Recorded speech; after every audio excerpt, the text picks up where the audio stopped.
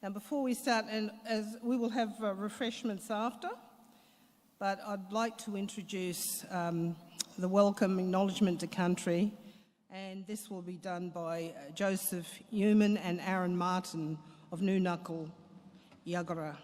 Thank you very much.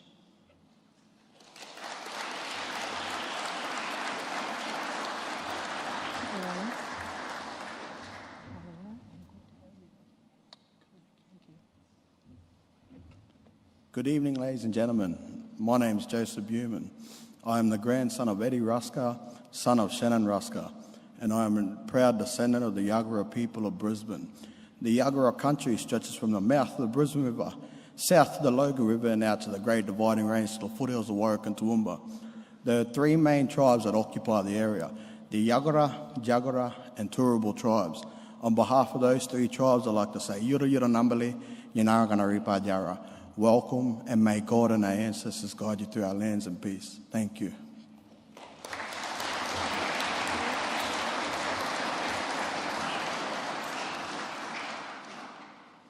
Thank you very much for your welcome today, and Joseph, and fond regards to your grandfather too, Eddie Rusker, a great man for this region, from Noonuccal, Yagara country. Thank you. Welcome everybody, and today we celebrate. We celebrate a number of things, but more importantly, we will look at the work that is being done in terms of welfare reform in Cape York. Now, we know that this has been 10 years in relation to what's been happening, where people in their own communities are deciding for themselves, making those decisions around what is best, what is absolutely best for their people. So we're all here today to listen, to hear from our family responsibilities commissioners as well, and to hear about the great work that they're doing within their communities. I also would like to pay acknowledgement to Noel Pearson, a great leader for us, and Noel has been in this game for a very, very long time, brother. To Fiona Jose, also the CEO of the Cape York Institute, and it's just partnerships rather. Great to see you all, and to our brothers and sisters who come from the far north, and I see a number of the school children here who join us too in what is a very important aspect of driving our communities, but also for our futures, and that is the education of our people. As you are aware today, we're going to hear from some people at the grassroots, people who have been working in this all their lives, in fact. We've got to look at continuing policy initiatives and working together with the state and Commonwealth governments to drive through this message and maximise the opportunity for disadvantaged families to truly break the cycle. There's been two recent reports from the Commonwealth Productivity Commission and the Queensland Productivity Commission, and they've called for action. Not long overdue, but certainly overdue. And we believe now that it's time for a renewed collaboration on this front. And we'll hear from commissioners from those two commissions as well. We know there's a number of people here from various government and political spectrums. Good to see you. Because this thing is bigger than politics.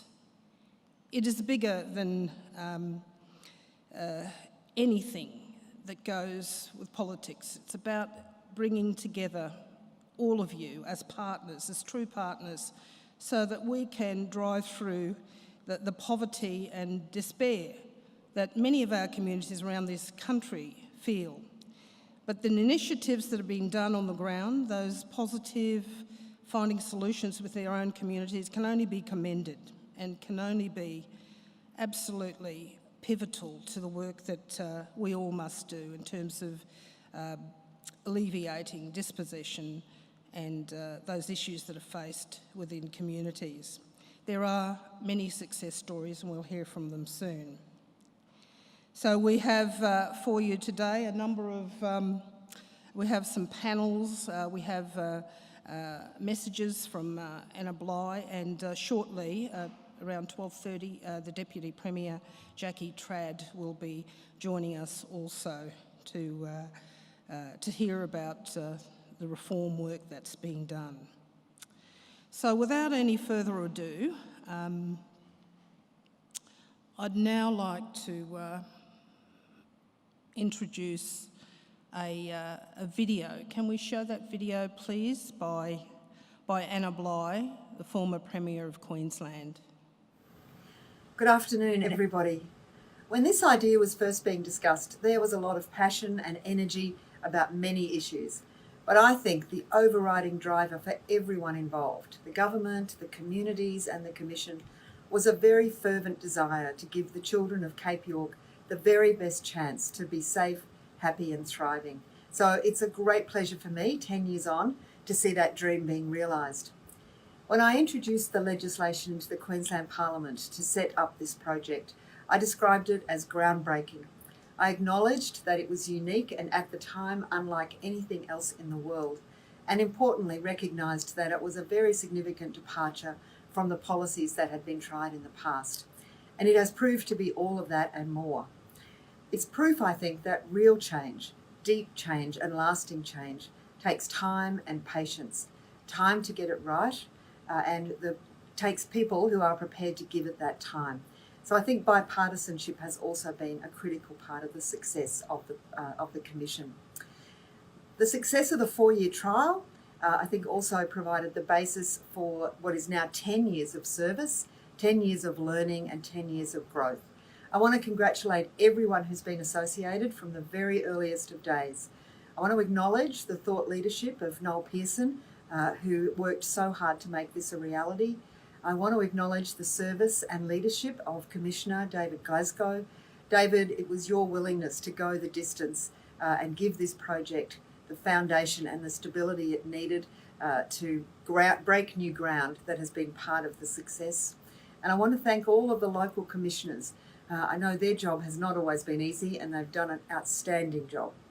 But most of all, I want to congratulate all those families who in the past 10 years have risen to the challenge that the Commission set for them, to nurture and educate their children, to reach for financial independence, and to free themselves and their families of alcohol abuse and violence.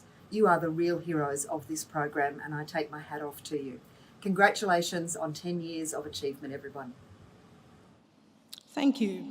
Thank you from Anna Bligh, who, as we know now, lives in Sydney, but was able to do that video for us.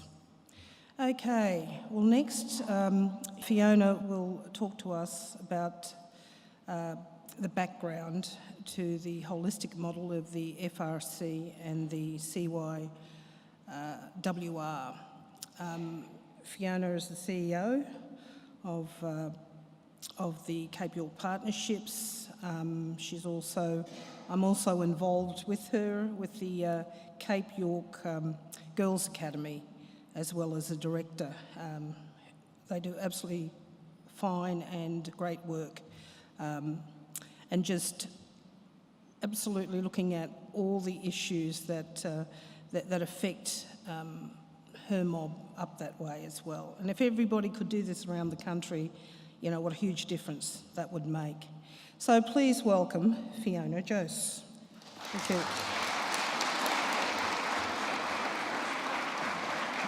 Thank you, Auntie Jackie, for that nice warm welcome, and thank you for everyone being here today. I'd also like to pay my respects and thank Joseph for the welcome to country, and pay respects to his elders past and present and emerging. I also bring with you greetings from my people from Cape York. I'd also like to acknowledge all Indigenous people that are with us today, here in the audience and also through the live stream that we have, and acknowledge your people and acknowledge all of us today as Australians.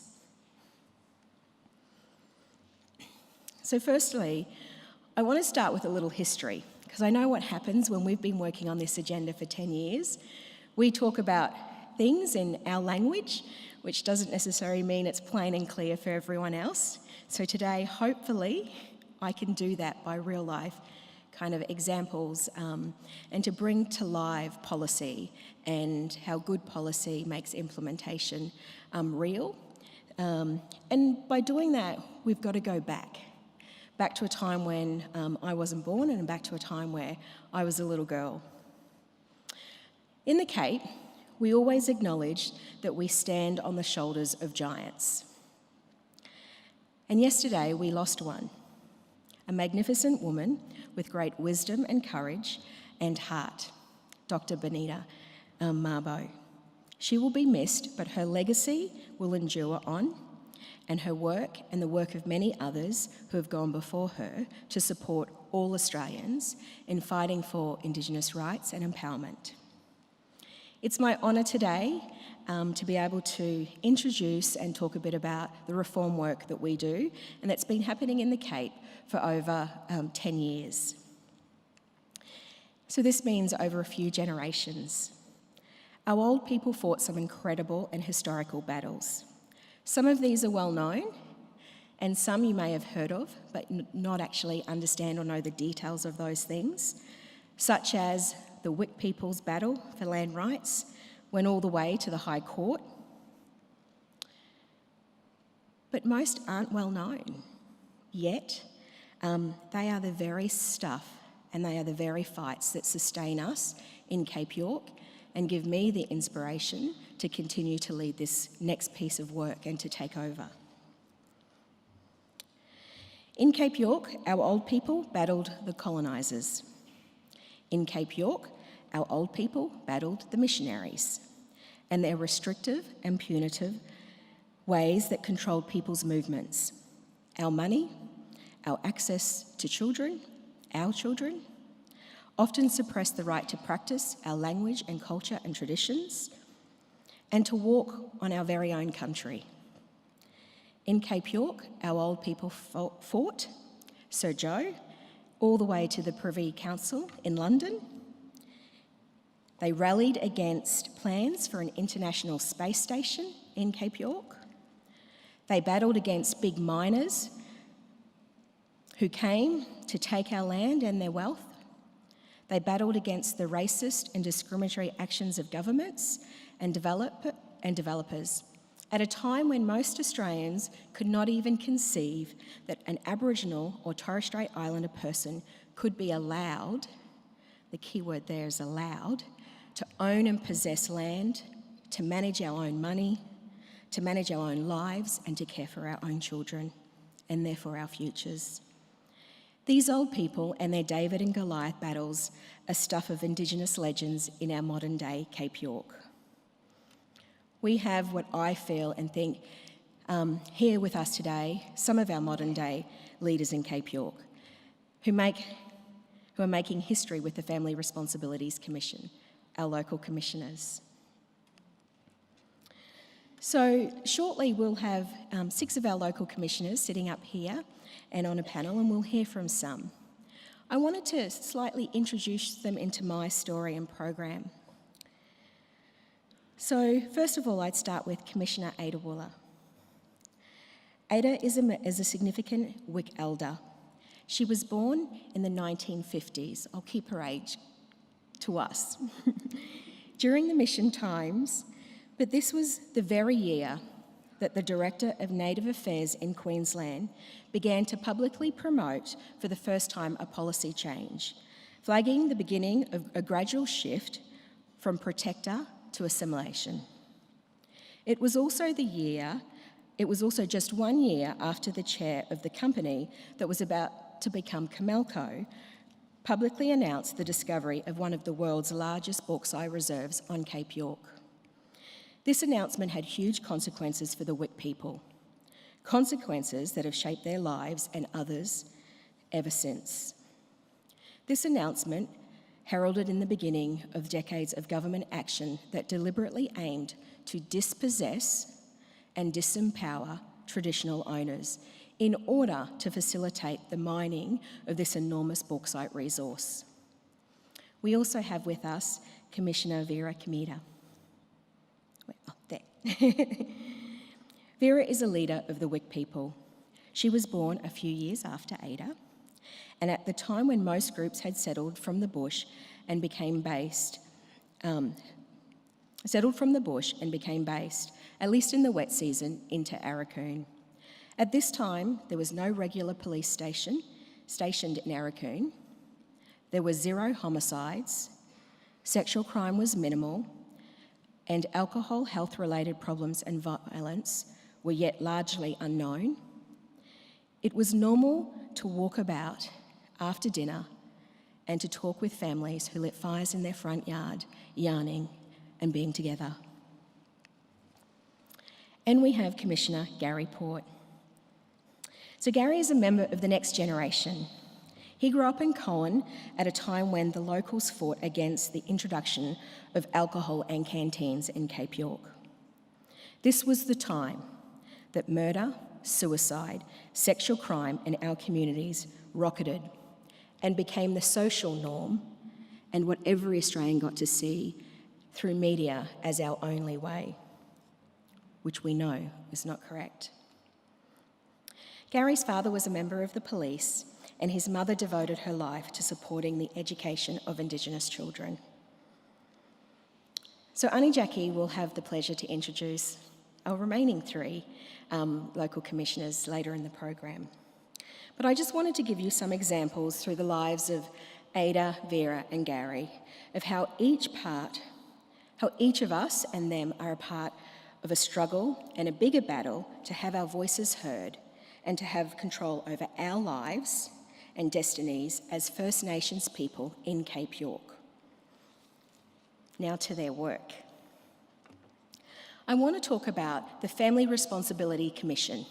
In our world, we have an acronym of the FRC. So I will try and remember to say Family Responsibilities Commission as much as I can so that we understand what we're talking about. The Family Responsibility Commission are local leaders of the most comprehensive, community-controlled welfare reform effort seeking to tackle entrenched disadvantage this country has seen. After 10 years of effort, the statement still remains true. And we heard that from the then Premier Anna Bligh in her reflection today. Cape York welfare reform was a holistic attempt to build the scaffolding required for the poorest, most disadvantaged in our society to be able to move along a pathway that leads to the things that are needed in life: a good education, a functioning home, parents caring for our kids, a job, assets, and wealth creation.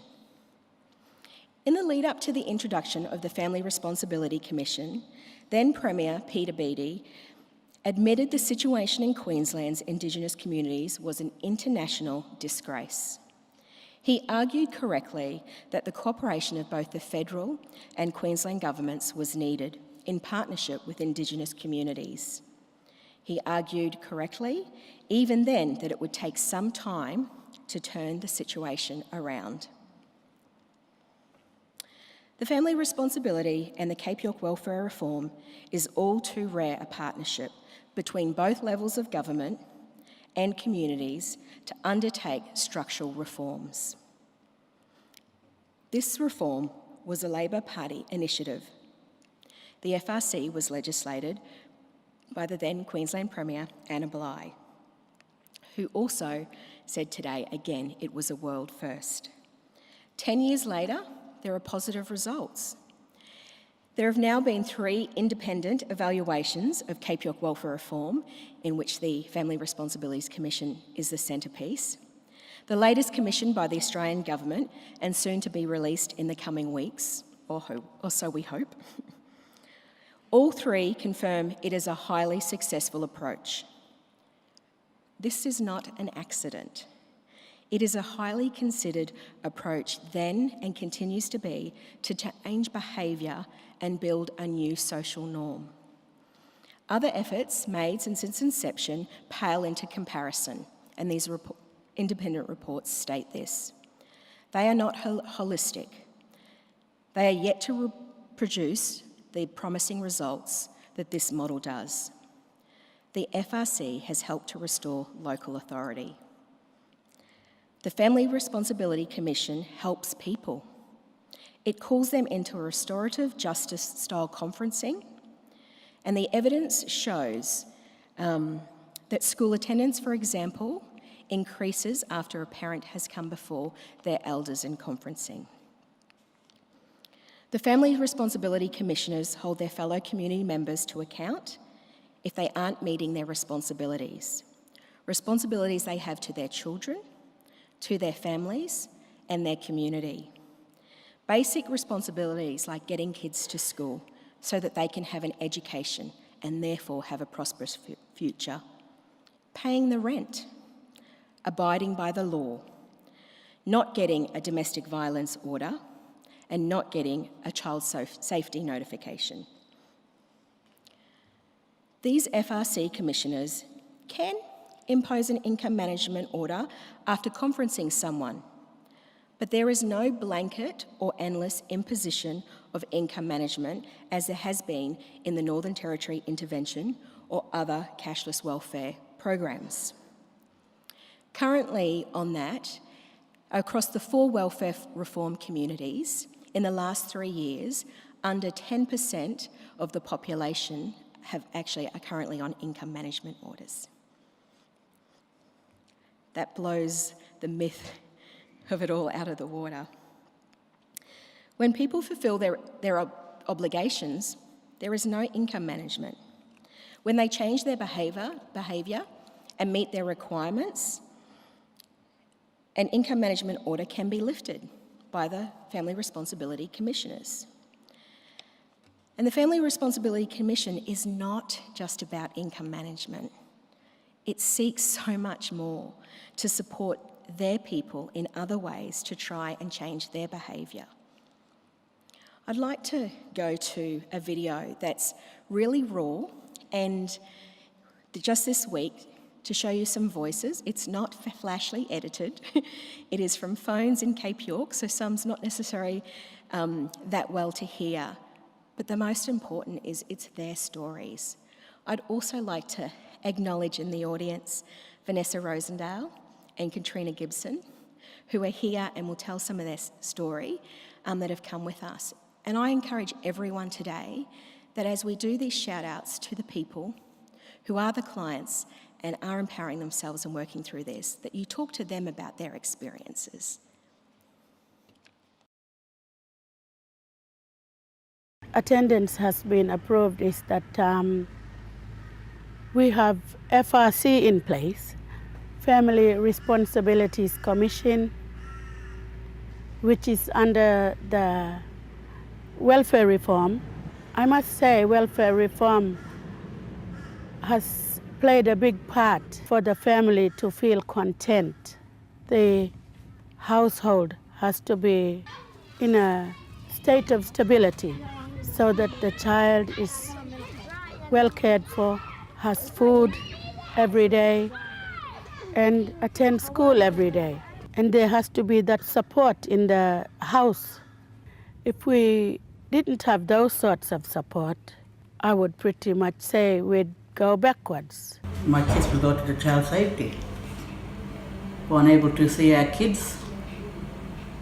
We got taken by the child safety.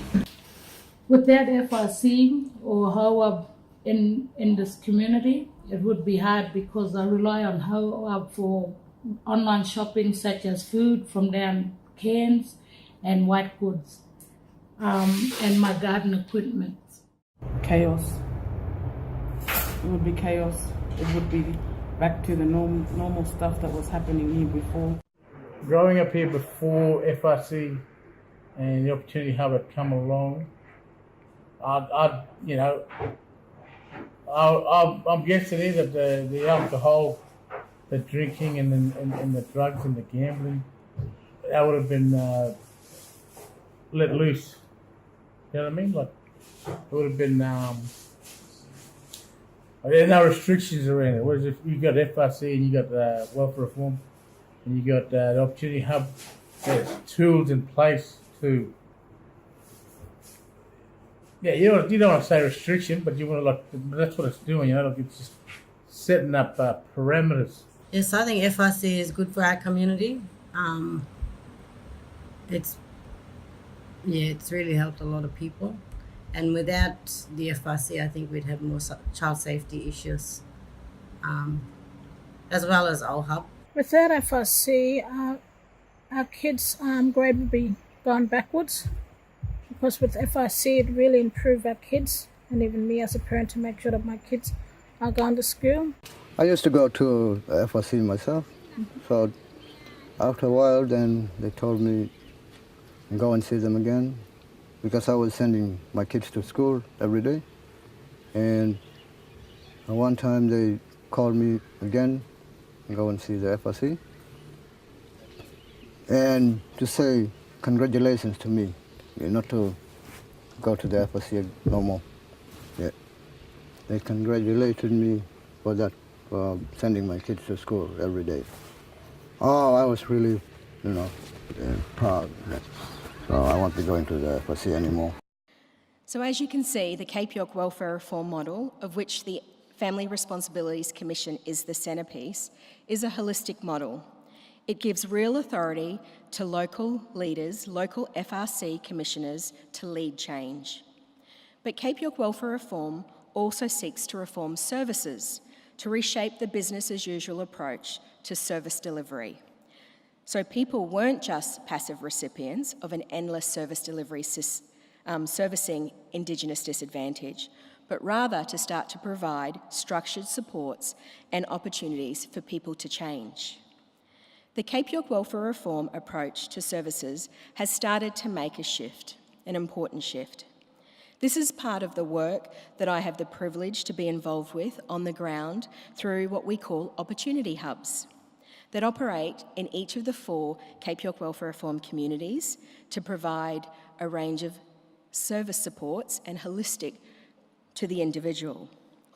Parenting support, money management through Empower. We ask people and support people to invest their money, not just their money, pride and sweat equity into their homes and yards through Pride of Place.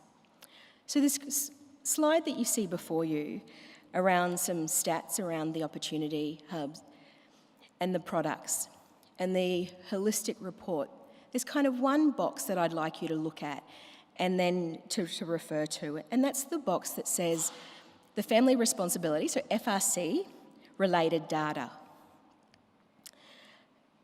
Because there we talk about the referrals that have come in and the work that the OHUB has done in the communities to support the work of the Family Responsibilities Commission. So there's been 274 total referrals from the FRC to the OHUB since 2013, 101 of those to Empower, which is a financial literacy program that's been built by Indigenous people to respond to them. 173 to parenting. Now, the reason I pull these stats out is I want you to then look at the box that says Empower. And it talks about currently, as of the 31st of October, we have 2,291 members across those communities involved in the Empower product. Then if you look at the parenting, we have membership of 484 individuals across those communities that we work with holistically. But 90 of those for parenting, 90 of the 2,291 of Empower, only 90 of those were referred from the FRC. The rest are voluntary from the community. I think it's really clear to point that out. You'll look at the parenting. Referred to the parenting service over that period of time is 150, but in the parenting program across those communities, there are 485 people participating. I think it's important to pull out this holistic support that is for the whole community and not just those that come before the FRC. One of the best examples of the change has been the introduction of what we call student education trusts, known as SETs, that provide structured support so that parents and other family members can make regular savings into the account. I remember when we first started this work, there was lots of pushback by governments and a whole range of people to say why, how come, drug and alcohol takes the money, parents don't care for the kids in Cape York. We knew that was not true. We knew that wasn't the case, but we also knew struggles were real. So I'm pleased to have a shout out to quite a few people in the audience. So we certainly have who are actively been using student education trusts. We've had a recent graduate from the Cape York Leaders Program, Waynard Wallenby, who's here today, with his dad, Anthony Younger Porter, who are big families, have absolutely interacted with the OHUB, built financial literacy, built budgets, saved and send their children to school, that Waynard has now graduated from high school and has the brightest future. We have a whole heap of Cape York Leaders Program students with us today. If it wasn't for their parents, they would not be here. It's their parents who are paying for their education. A lot of schools across the country have breakfast programs. Now, kids need to be fed, but how do you do that and not take the responsibility away from parents? And that's a real hard balance for governments. So our model and holistic models is about building things that enable parents to do this. So in our schools, at different times, we've had breakfast programs. But guess who's paid for that?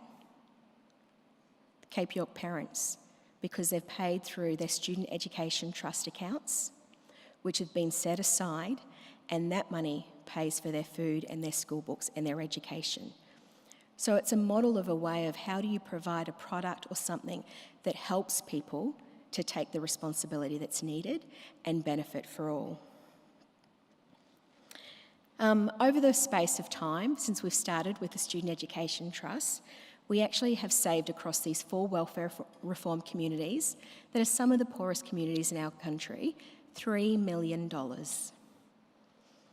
I love reflecting on that when I remember the conversations of people saying, what's the point? And why do you want to do that? It's a very good point. I don't think any time I've had $3 million around my accounts. We also think it's really important to be accountable to our community members.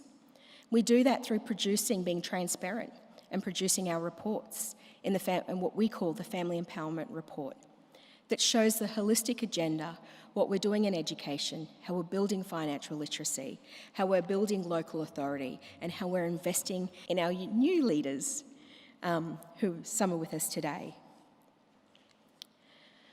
Now, the Family Responsibilities Commission and the Cape York Welfare Reform model that it is a part of has been called all sorts of names. The commissioners have been called all sorts of names. People have said that the model is punitive, that is draconian, neoliberal and neo-colonial. These names take Aboriginal people of Cape York to be fools, which we are not. It denies us agency. It denies us a voice. It denies our knowledge and understanding of our own people and our places. It denies us knowledge and understanding of what we know is needed and the changes that we want as First Nations people. In truth, the Family Responsibilities Commissions are none of those things. Our society is concerned about fairness and equality, and that's a good thing. We provide a safety net to all. We can look to other countries, such as America, and be very proud of a comprehensive safety net that we have established and maintained in Australia. But when we have a welfare system that is unable to mobilise people to change that from generation to generation, the welfare that keeps them stuck at the bottom, at the lowest of the bottom, is a problem. Such a welfare system and a service delivery system is not just. The Family Responsibilities Commission and the broader Cape York welfare reforms are our efforts to change that. It is not about punishment. It is the opposite. It is about social justice. It is an all too rare example of community-controlled welfare reforms we need if we need to escape entrenched disadvantage. These reform ideas of the Family Responsibilities Commission are not mine. These reform ideas were built by our young and old people and through their battles with government and self-determination that have come before us. They are built by the community members themselves, whom of which we're privileged to have some of them with us today. Latoya Creek wasn't able to join us today, but her video is raw and it's hers, and I hope we respect her story, because as Indigenous people, we share so much of our truth with the country, and I hope that that's respected. This is her story about her journey. Good morning, my name is Latoya Creek. I'm from Cowan. How did I become involved with FRC? As a young mum, many years ago, I lived in a home where there were alcohol, drugs, and people were just walking in and out of our home. Was I happy? No. I thought that it was okay for how it was back then. But then when I got referred to FRC and giving them my reasons why my children was missing schools during those days, it was because of people that used to come into my home and eat all my kids' food, and my children didn't have any food for school, so that was one of the reasons why she couldn't attend school during the days. So FRC kind of helped me along the way until I woke up and I said that I needed to do something different for myself and my daughter. What would I have done without FRC? What have I done? It actually helped me go and see to get help for myself, but also for my child, and referring me to parenting and budgeting my money the right way, and knowing that doing something. There were people that I knew in OHAB, and so it was a more open and welcoming journey for myself at the beginning. And I'm very happy that I have walked through the front door of OHAB and did those programs with OHAB. And today I have my oldest daughter that is studying at this very moment, studying as an early childhood. And I have 3 younger children that are going to school, and I don't have to worry about their sets because my money is literally coming out every day for their sets, and their schools, they are up to grade with their schools. They are excited about school every day.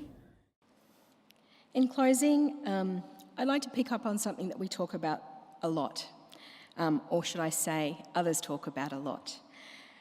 The government's Closing the Gap strategy has failed. There is currently a refresh of Closing the Gap underway, but I note even the AMA just days ago has come out saying what we know to be true, and this is a quote: "The Closing the Gap strategy has all but unravelled. Efforts underway now to refresh it run the risk of simply perpetuating the current failures. The strategy needs to be rebuilt from the ground up, not simply refreshed. 10 years of effort under closing the gap, and the clock is still ticking. In some areas, the gap is getting wider. In such circumstances, the obvious question seems, why not build on community-controlled models of reform like the Family Responsibilities Commission? Why not pursue the structural changes that are needed so that we can have real go ourselves as First Nation people? There is a single key to closing the gap. We must empower First Nations people through structural changes so that they can take responsibility and lead the change in our lives and in our own places, just as the Family Responsibility Commission has done for 10 years. This is what we're trying to do under reform in Cape York, Pama Futures, which sets out a comprehensive development and empowerment agenda co-designed with people from across the Cape. These reforms we must build upon, not resolve from, nor override. I would urge all governments to heed the call of First Nations people of Cape York and offer your support to the communities in regards to this reform endeavour. It will take courageous leadership. And at times I have not been optimistic about that, but we have to come together. I'm optimistic about today and going forward. And the only way we can do this is by both governments and Indigenous First Nations people having the conversations together and coming up with what is absolutely indeed needed and designed and led by First Nations people. And that I really do think, and I implore, that there is a change. And whether I'm imploring it, and I'm just being the glass half full, but I think today my message to everyone is we take that and go forward. And we all work together, government, corporate, but reminding us all that we are supporting the First Nations people agenda. Thank you.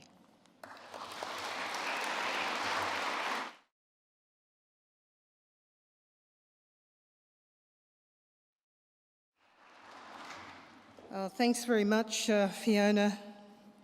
And we're truly reminded here that this is holistic, it's community-led and driven. And, you know, we are quick to judge, I think, sometimes when we don't live in those places ourselves. We see the media, we see what's reported to us, and how that is presented to the public.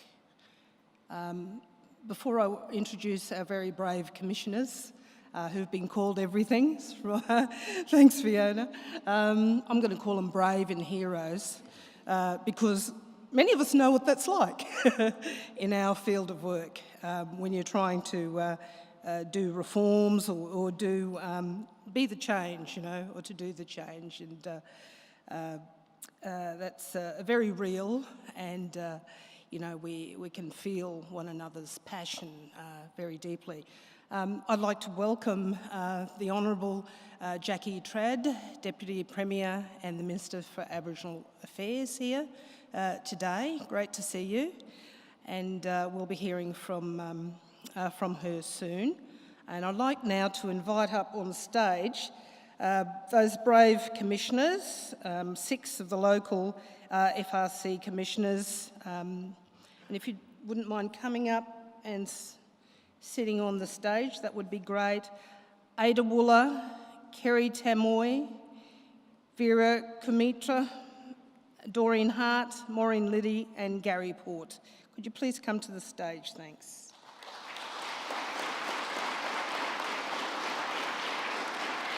Yeah, sit anywhere.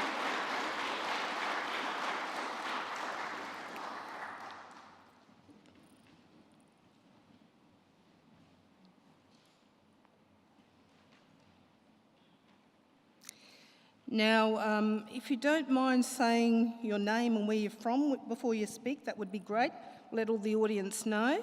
But I'm going to ask Kerry, Doreen and Maureen to speak individually now for 5 minutes, and then I'll open it up to Ada, Vera and Gary, that opportunity to respond to those comments. So who'd like to start? Don't rush me. Okay, Doreen, over to you. Good afternoon, everyone. My name is Doreen Hart. I'm from Hopevale. And it's a privilege to sit up here to speak about the work that we as commissioners do in our communities. The FRC was set up to give our families options to change their lives, options to have support to be able to change their lives. For the first time, community people at the grassroots level led the change. We had a legislation to back us. We created an environment, a safe environment for our communities and our future generations. It is important, it is very important to understand that we need to lead the change ourselves in our communities. Our communities, there are complexities within our communities that only the people from that community understand. Cape York is huge. We have so many different communities. Each community is different. And it needs to be respected that we are the ones that know exactly what needs to be done in our communities, who are the people responsible. We identify who are the leaders to actually deal with the change within our communities. I've been with the FRC for 10 years. I was one of the original commissioners, and I have enjoyed my time, even though we have been abused on many occasions. We have provided the tough love. It is very hard because we deal with our own families. It is really hard. There are times when we haven't even been invited to family barbecues because of our roles, but we made the stand. We have changed the social fabric within our communities by the work that we have done. We have lifted the moral standards, and we will continue to do it. If there is to be any changes, I have to say that the grassroots people have to be involved in that change and need to lead the change. Thank you. Thank you, Doreen.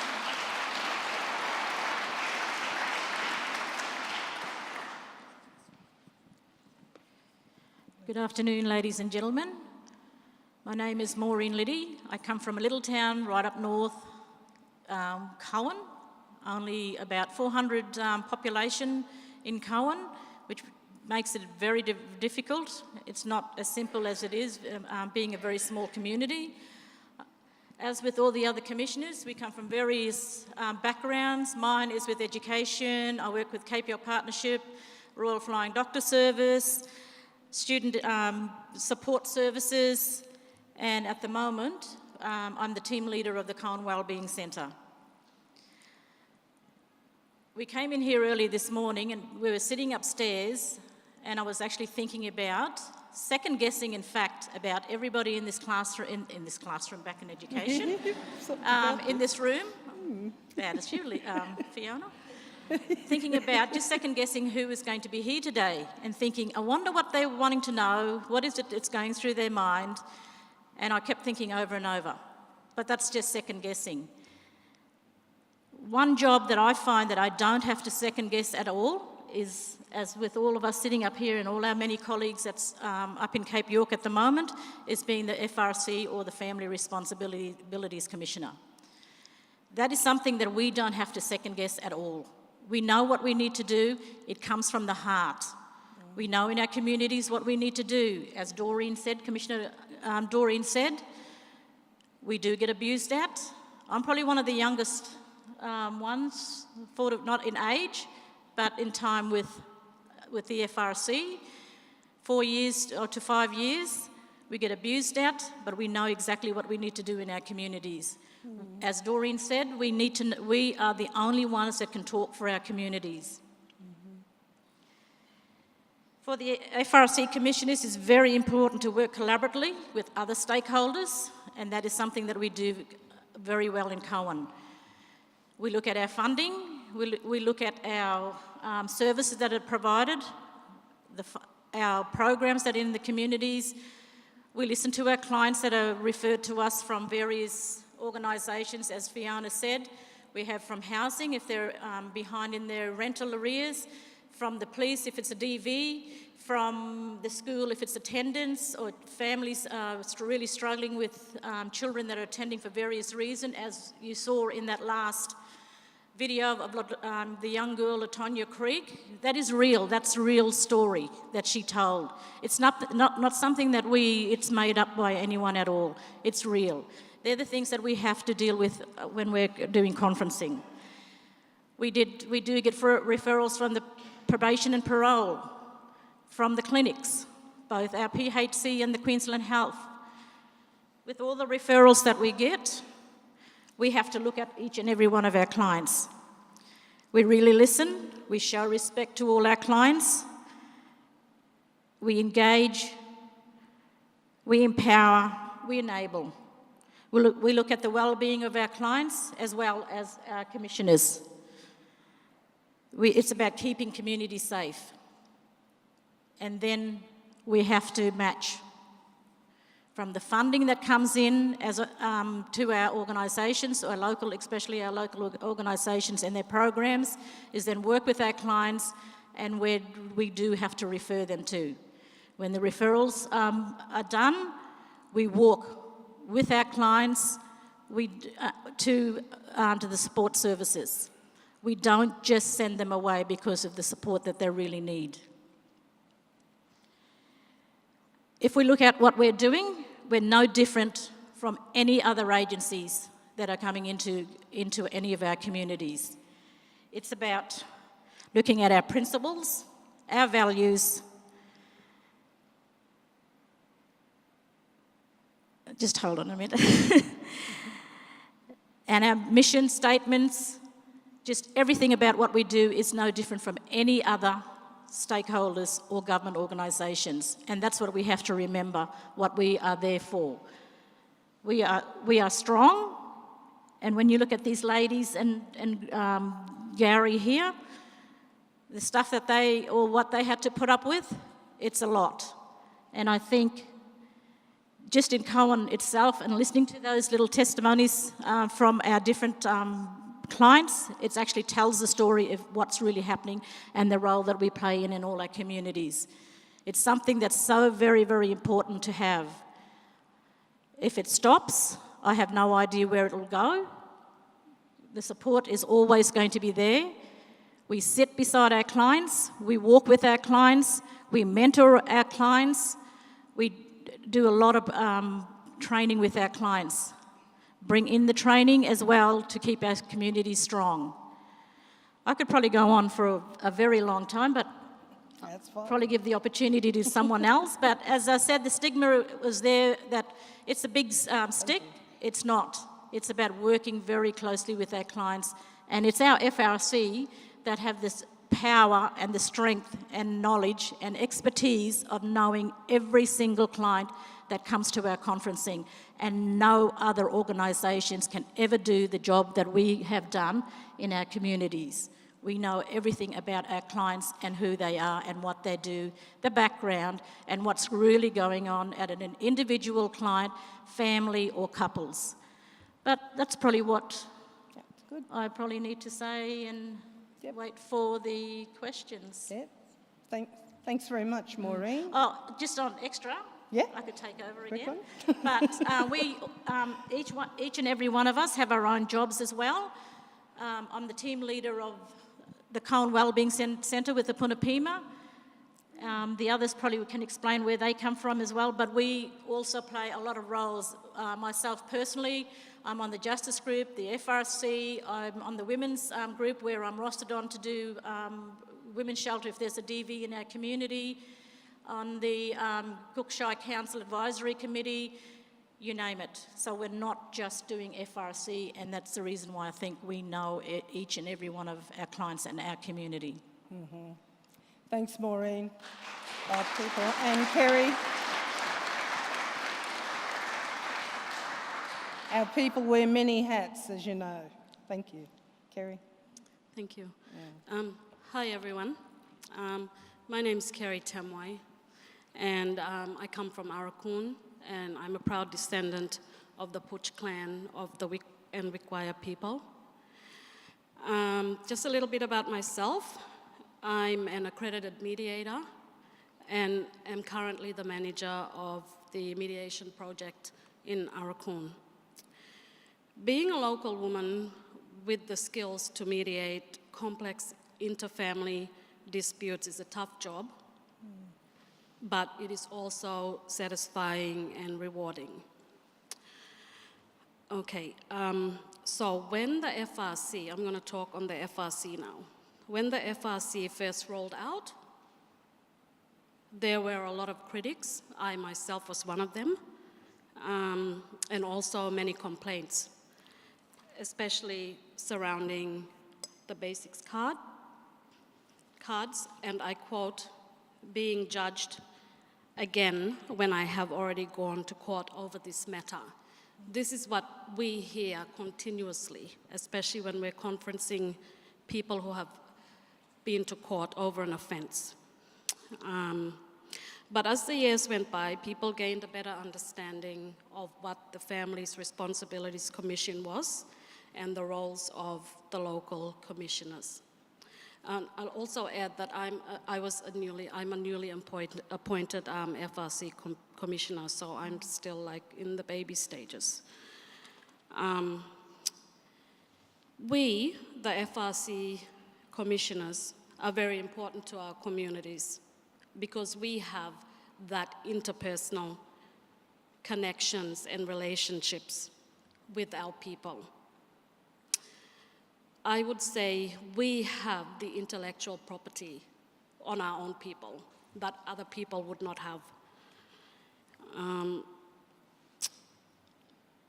There are stories that you will not hear, and it's stories like, it's not only the women who come in and ask to be placed on a basic card, it's young men who come in and ask to be placed on a basic card because they know that it helps them. Children improving with their lessons at school because they are attending school every day. The money being spent on the important necessities like groceries and rent and clothes. If the Family Responsibilities Commission discontinues, our communities will suffer. Our communities. Children will suffer, grandparents will suffer, families will suffer.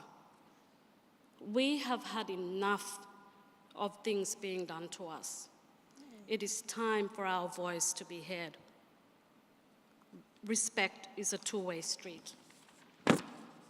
We are asking to be respected, not only as FRC commissioners, but also as First Nation peoples. There is no quick fix or overnight remedy for all the social and emotional, and not to mention the economic breakdown that we see on a daily basis in our community, in our communities. Good things take time, and we cannot merely destroy a house because we do not like the architect. Take away the FRC, and you knock down the strong pillars of the community. Thank you. Nice. Oh, good, Kerry. Yeah.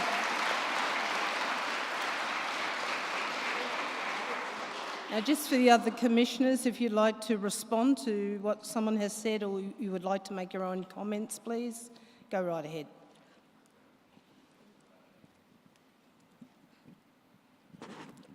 Good evening, everybody. My name is Saida Wula, and I'm from the Winchnam clan group in Arakoon. I became a commissioner in 2008, And looking back at 2007 and all that previous years was a very sad year for us to see our kids crying, our families are struggling. And then when welfare reform came in 2008, it changed everybody's life. And to see what Family Responsible Commission had done today, still today, is very helpful to see our young ones going to school. Before 2008, we had kids had never went to boarding school. We had children in our classroom sitting down. There was only 7 of them, and one of them was my granddaughter. I helped her. I fought for her to have the better education that she wanted to have, and it happened. She went to Clayfield College, and this is without anybody's help. I pushed it through for her to go to Clayfield College, graduated in 2012, and then she went to Griffith Uni, and still today she lives in Brisbane. I see her very often. But yeah, take welfare reform away from our community, all our communities will go backwards. We will all fail. We want to drive this family responsible ourselves in our community because we are the grassroots people. We are the ones who should be making decisions for our community, not anybody else. Thank you. Thank you. Wow.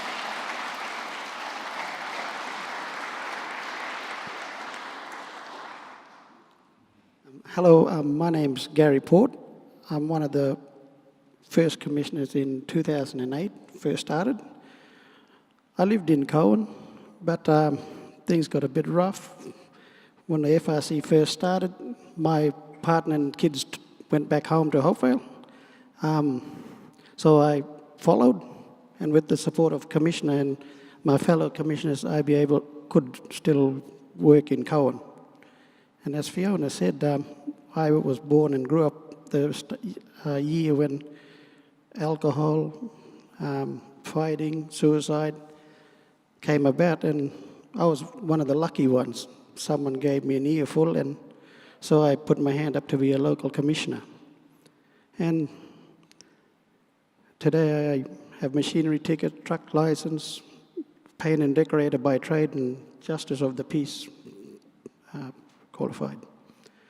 I started in Cowan as a teacher aide assistant, and our school attendance wasn't that great. You know, we were partying, you know, our houses were party houses. And as Commissioner Maureen would said, we're in a little community, but when the court day came, most of our people were at the courthouse. So we had to change that view, and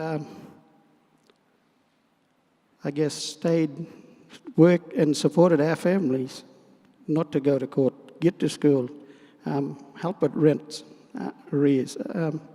And also, Commissioner Hart also said we weren't invited to parties. We also weren't invited to funerals as well, you know, and that's a big thing for us as well. And so it wasn't easy, you know, but today I guess people are finding out that we're not there to just run the basic cards. There are options, and we're there to support and help anyone and everyone if possible. Like, there'll be an occasion where we go on holidays, even go to shopping in Cairns, and we see our fellow family, friends, people from our communities in Cairns. We put our little commissioner hat on and go and try and get them back home as well. And our job doesn't stop, and I don't think it should ever will. And if we close down end of the year, I'm sure we're going to go 20 steps backwards. That's all I want to say. Thank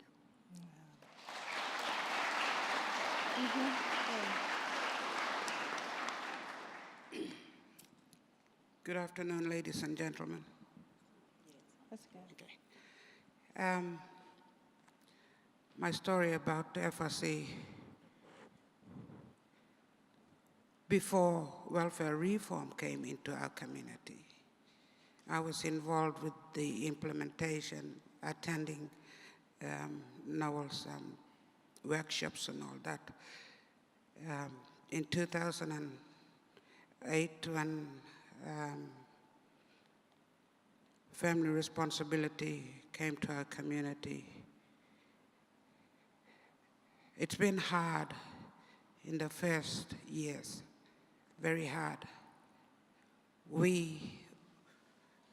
I and my colleagues here, we were spat on, we were sworn at, but we stood by, we supported each other. From our community members, our clients, when they say nasty things against us. But then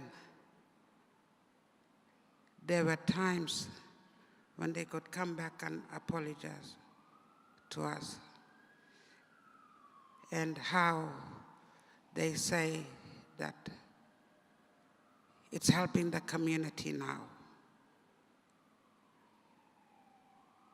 With the income management, people used to go against us, our clients, the community. We explained to these people, to our clients, to our community members, income manage is there to help you with your budgeting financially to put food on the table for your children. Then we tell them, send your children to school. You won't be on income manage. Come to our conferences. You won't be income managed. FRC is not another magistrate or another court that you come to. We call you because we need to sit down and talk about your issues and how we can deal with these issues. And people started to understanding the program. When we out and about in our community, sitting under a shady tree or walking or doing shopping, we get pulled over. Commissioner, we are being addressed out of our conference house. Commissioner, I need your help, I need your advice. I've got a problem at home with my family members. So we do spend our time with our community members, sit and have a yarn, you know. It's not all about punishing people. We are directing people to live the right way as any Australian would live in mainstream. We are the pillars of our community. If the family responsibility be removed from our communities, from our 4 communities who've been there for 10 years, I think we'll collapse. We'll go back to those days where we used to be. And that will never stop. But implementing another program, project, whatever you could call, will also take away our pride, what we have done and achieved through FRC. The emblem that we wear on our T-shirts is representing our community. Community is a family, and responsibility is ours for the community, not for anybody else to make decisions for us, but to come to our community and consult with us. We will be there and we'll come to you and make the decision together as we are closing the gap. Thank you. Oh. Thank you. Thank you very much, and I'm sure there are lots of discussion and questions. We will take that when we have a cup of tea and some refreshments later, but I'd like to salute you, the people who work at the coalface, our commissioners, pillars of the community and of this nation, might I add, in the hard work, the very difficult work that you do sometimes, but to create that behavioural change is something that we should all be very mindful of. And to thank you and offer our deepest support and love to you. So thank you very much, Commissioners, and another round of applause, please.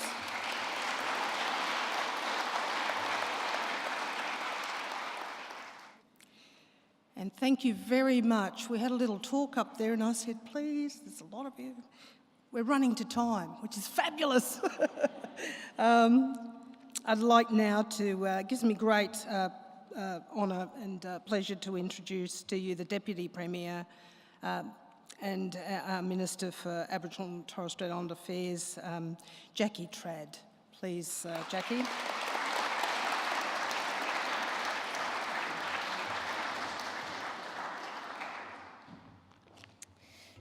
Thank you very much, Jackie, for that introduction. I have to say there's been a bit of tweaking with the title. No longer do we have a Minister for Aboriginal and Torres Strait Islander Affairs, but a Minister for Aboriginal and Torres Strait Islander Partnerships. And I hope that that does, in fact, signify a different sort of relationship between government and First Nations Queenslanders, because as some of the commissioners have said, it's about doing things together in partnership and not having governments continue to do things to Aboriginal and Torres Strait Islander people. So with that, can I start by acknowledging that we meet on the land of the Turrbal and the Jagera people? Can I pay my respects to their elders, past and present, and can I acknowledge all of the elders who are in the room, and thank you for your custodianship, for your sharing of culture and traditions, and your preparedness to walk down the path towards true reconciliation. I'd also, of course, like to acknowledge many of the dignitaries who are in the room today. Firstly, can I acknowledge Noel Pearson, the founder of the Cape York Partnerships. Can I also acknowledge Fiona Jose, and I'm sorry that I missed all of your speech, but what I did here was incredibly inspirational. Thank you, Fiona. Can I acknowledge, of course, Professor Brownwyn Fredericks, Pro-Vice Chancellor of Indigenous Engagement at the University of Queensland, but very importantly was one of the commissioners who was part of the QPC inquiry into discrete Indigenous communities within Queensland. Can I, of course, acknowledge Michael Brennan, Chair of the Australian Government Productivity Commission, to Dr. Jackie Huggins, who I've known for a very long time, National Congress of Australia's First Peoples, and to all of the Family Responsibilities Commissioners.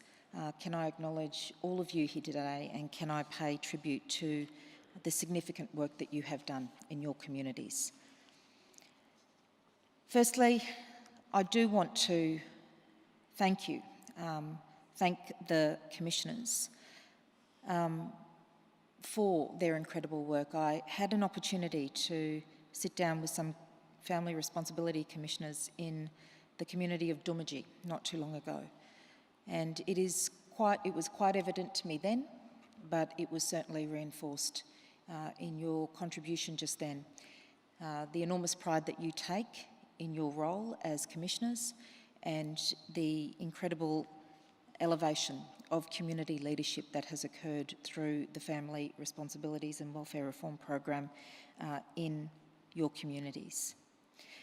But as we know, when the FRC first began, there was a critical need to stabilise the environment within communities to provide a solid foundation for change, and I think we heard that firsthand from the contribution just now. This included restoring social norms and re-establishing local Indigenous authority and enabling engagement in the real economy and increased home ownership. The leadership and local authority that has developed over the 10 years of the FRC and welfare reform in Cape York is identified as a key highlight of the FRC model. It is also important to acknowledge that the challenges that exist in Aboriginal and Torres Strait Islander communities are often entrenched and cannot be easily resolved with an easy fix.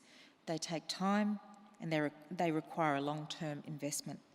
A focus on changing behaviours that exist largely because of the limited opportunities and disadvantage that comes with living in remote communities. And it requires strong and committed partnerships and leaderships from community, the service sector and from governments. Because of the nature of the challenges, we need to stay focused on the objective.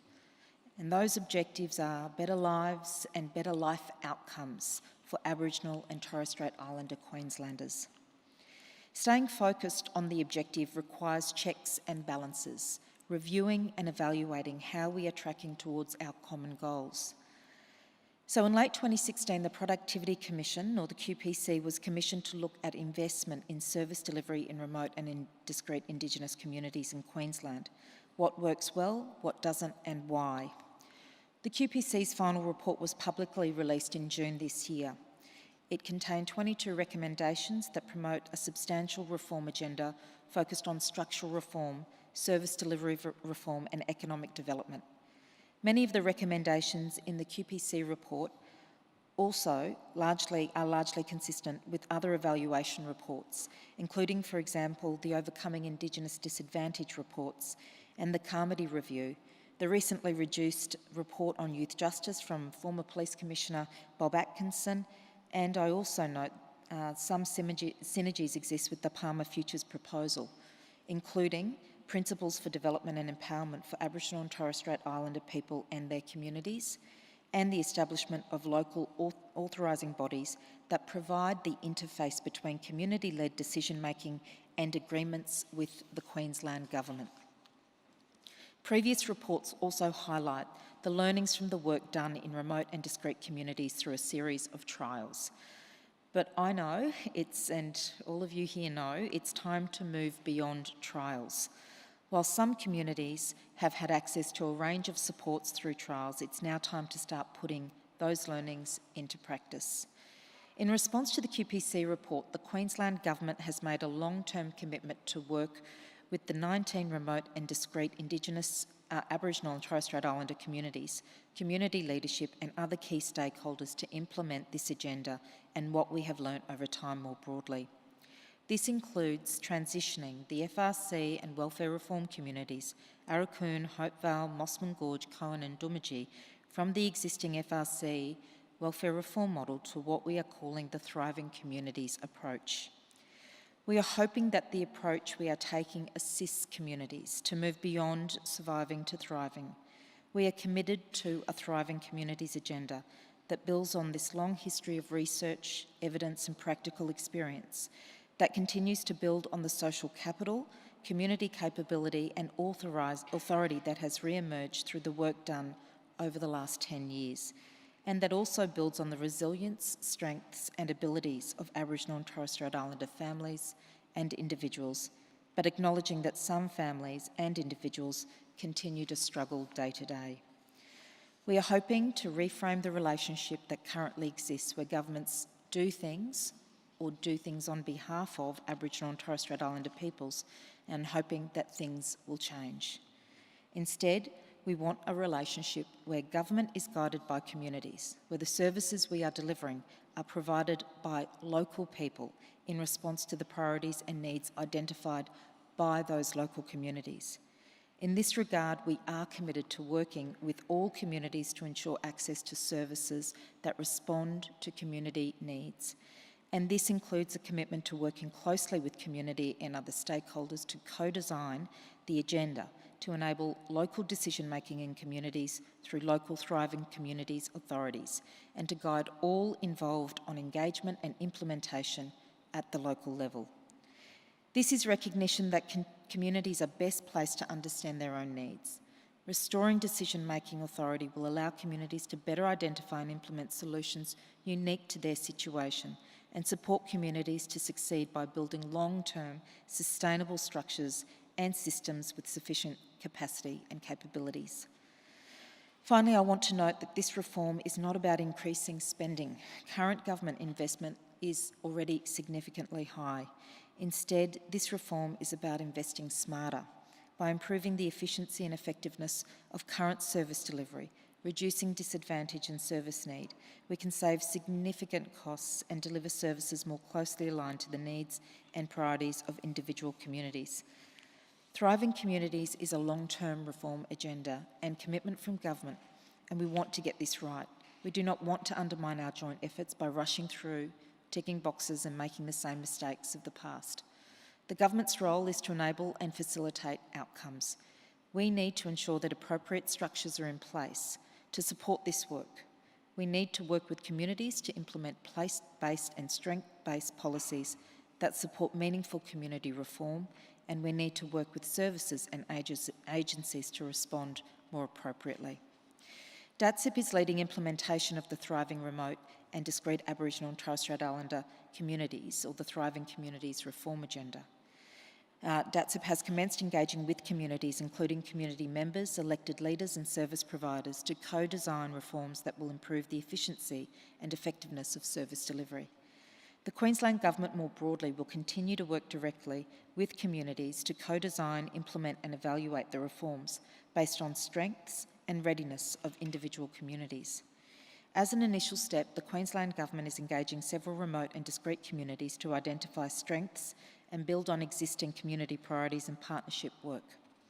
To progress this agenda, a joint coordinating committee is being established with representatives from both community and government to provide oversight and implement guidance. At the same time, the Ministerial and Government Championship Program will support the implementation and coordination of these reforms and help to strengthen accountability. In conclusion, there is no doubt that we have so much work to do moving forward, and it's not possible to go into as all the work that we need to do in 5 minutes. But we are committed to working with community leaders and members, service providers and all levels of government to improve the lives of Aboriginal and Torres Strait Islander Queenslanders, and most importantly, to move from surviving communities to thriving communities. And we need to do so if we are ever going to achieve closing the gap. Thank you for this opportunity to speak today, and I don't know, I'm happy to take questions if you'd like, Jackie. Thank you. Thanks very much, Honourable Deputy Premier and DATSIP, of course. It's around partnerships, relationships, implementation and action, I think, in terms of where we change this and where we drive this. And that re-engagement with government is so important. You are such a major player, both state and Commonwealth. So I'm sure that we all look forward to working with you here in Queensland, because we are at the end of the day, we're Queenslanders, and of course our mob from the Cape and the North, who have these the issues that we spoke about. At times it seems intractable, but it's not. You know, it is absolutely solvable if we listen to our people, if we listen to our community-led and driven decisions. So thank you very much for that and for speaking with us today. I'll now introduce Professor Brownwyn Fredericks, who has many accolades to her name. She's at the University of Queensland right now. She's on the Queensland Productivity Commission and many other things. So please come up. Thanks, Brownwyn.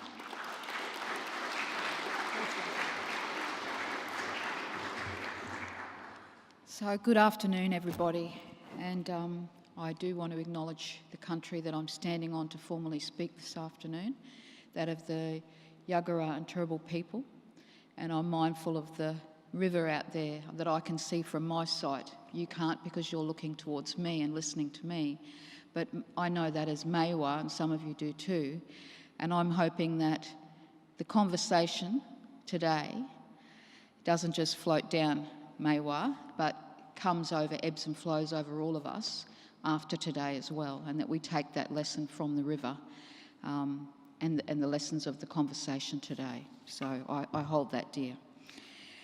As was said, that I was the Productivity Commission, with the Productivity Commission last year as the Commissioner responsible for the inquiry, and I acknowledge here the Deputy Premier, who's also the Treasurer, and the Minister for Aboriginal and Torres Strait Islander Partnerships. But I came on board with this inquiry in the beginning when it was commissioned by the previous Treasurer Curtis Pitt, or the Honourable Curtis Pitt. And I make it very clear that the inquiry came about not determined by government, but the inquiry was lobbied for by the mayors of the discrete and remote communities in this state. So it was something that Aboriginal and Torres Strait Islander people very clearly wanted and very clearly advocated and agitated for, knowing full well that things weren't good in their communities, that communities can do, and wanted more for themselves, wanted a better stake in things around service delivery, healthcare, land management, native title, law and justice, and all the other things that the inquiry covered. I came on board in the December of that when the inquiry came up and was part of that last year. As I moved around communities, and I'm very thankful and very privileged to have had the opportunity to travel to numerous communities, many communities in the state, I have to say that people were very open, people were very honest, and came to the inquiry in very good faith. People sat down, people provided materials, people provided evidence, people showed us things, produced things, cared about what they were talking about in great detail, and in some cases would come with wads and wads of information for us to take away and to share with us and to send back in some cases, but to keep in other places, in other cases. And I make that statement very clearly that people came in good faith to be part of the process of the inquiry, in good faith that things would happen, in good faith that action would be taken, and in good faith that it wouldn't just be another big wad of paper and sit on shelves that people would refer to in time. And we, as the team that were part of the inquiry, and there's a couple of people here today, Matt and Brian, who will be around afterwards for refreshments, are happy to talk as well. But we took the process within steed for ourselves that we wanted to produce the best possible report we could from the information and the evidence that was given to us. We wanted it to be a document that could be actioned, a document that contained the evidence, a document that could carry and have legs and give advice to government and strong recommendations to government that government could take as a whole. And I take on board that, yes, it does contain information contained in many other reports, and it should. You know, those other reports are evidence. This QPC inquiry report contains evidence from communities, people that are here in this room today, evidence from councils, evidence that you've provided to state governments and agencies, evidence that you've provided to some academics at the university I'm at and other universities, evidence that you've also provided to the Commonwealth. So the report contains some of that evidence, not all of it, but some of that evidence. So it is an evidence-based report and it is grounded in evidence. Some of the recommendations, and I'll be really clear, really strong, around actions.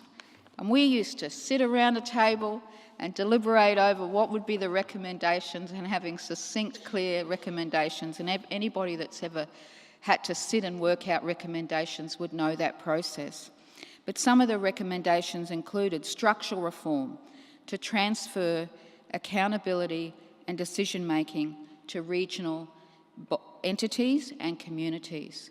That was straight up front around the transfer of that. What I couldn't understand as the Commissioner was why in some cases when we'd go to some communities were governments still making decisions for people when in other communities in this state they do not make decisions. Why is it in some cases that communities were not allowed to stuff up when I can walk across the other side of the river or this side of the river and other community organisations do, and I use that word, stuff up. So there was very clear discrepancies in how things were managed and in decision-making processes, and they're contained in the report as well.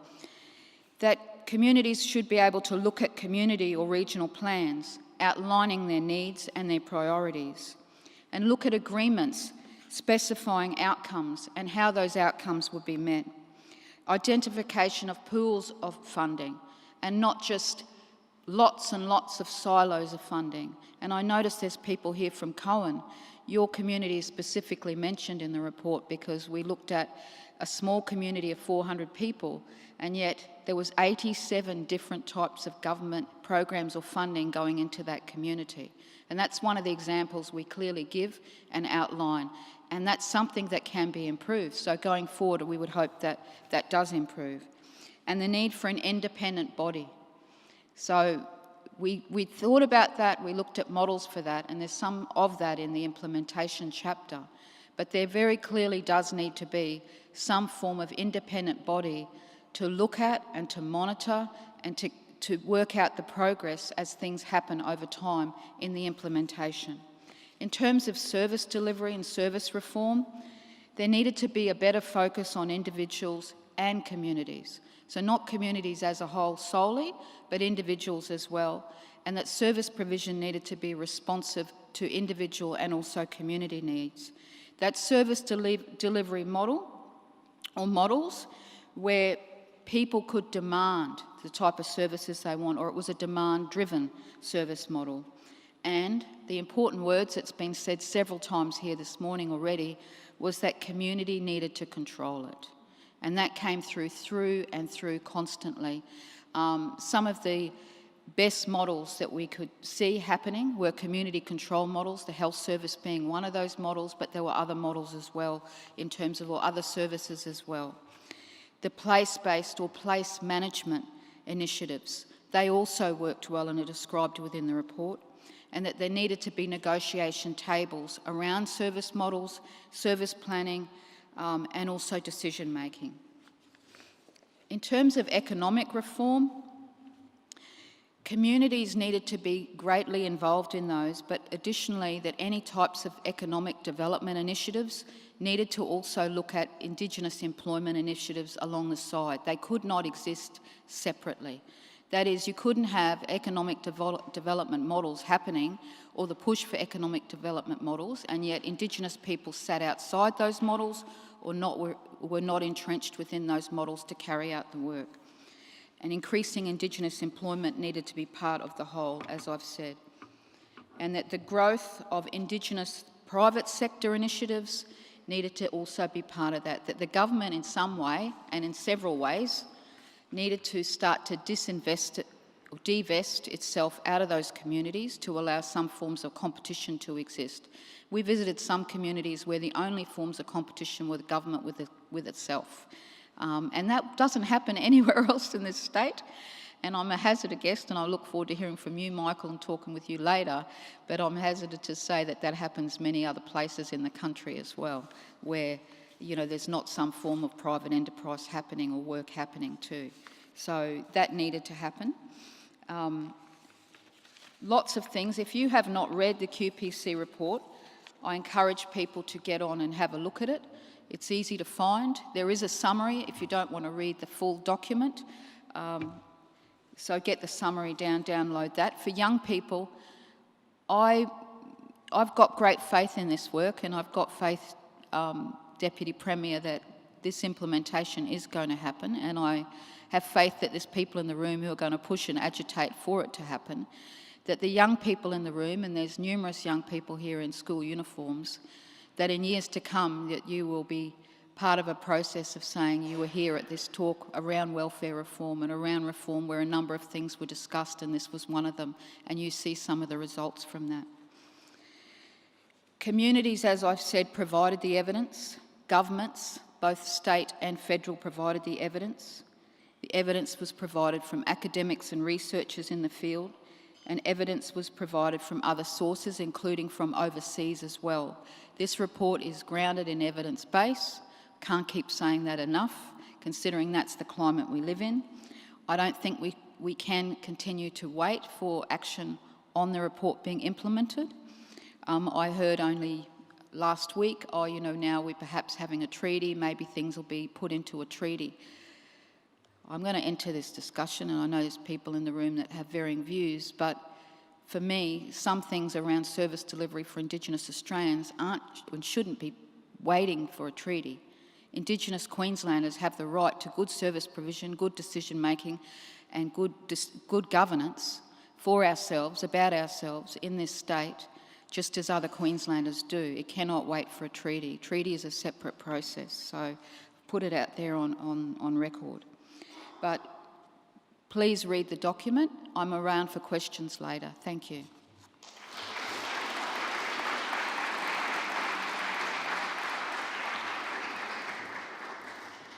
And thanks very much, Professor Brownwyn. Now I'd like to call upon Commissioner Michael Brennan from, there's a state productivity commission and there's a Commonwealth one. This is, oh well, they're both big, but this is the bigger one, I suppose. Please welcome Michael. Thank you. Thank you.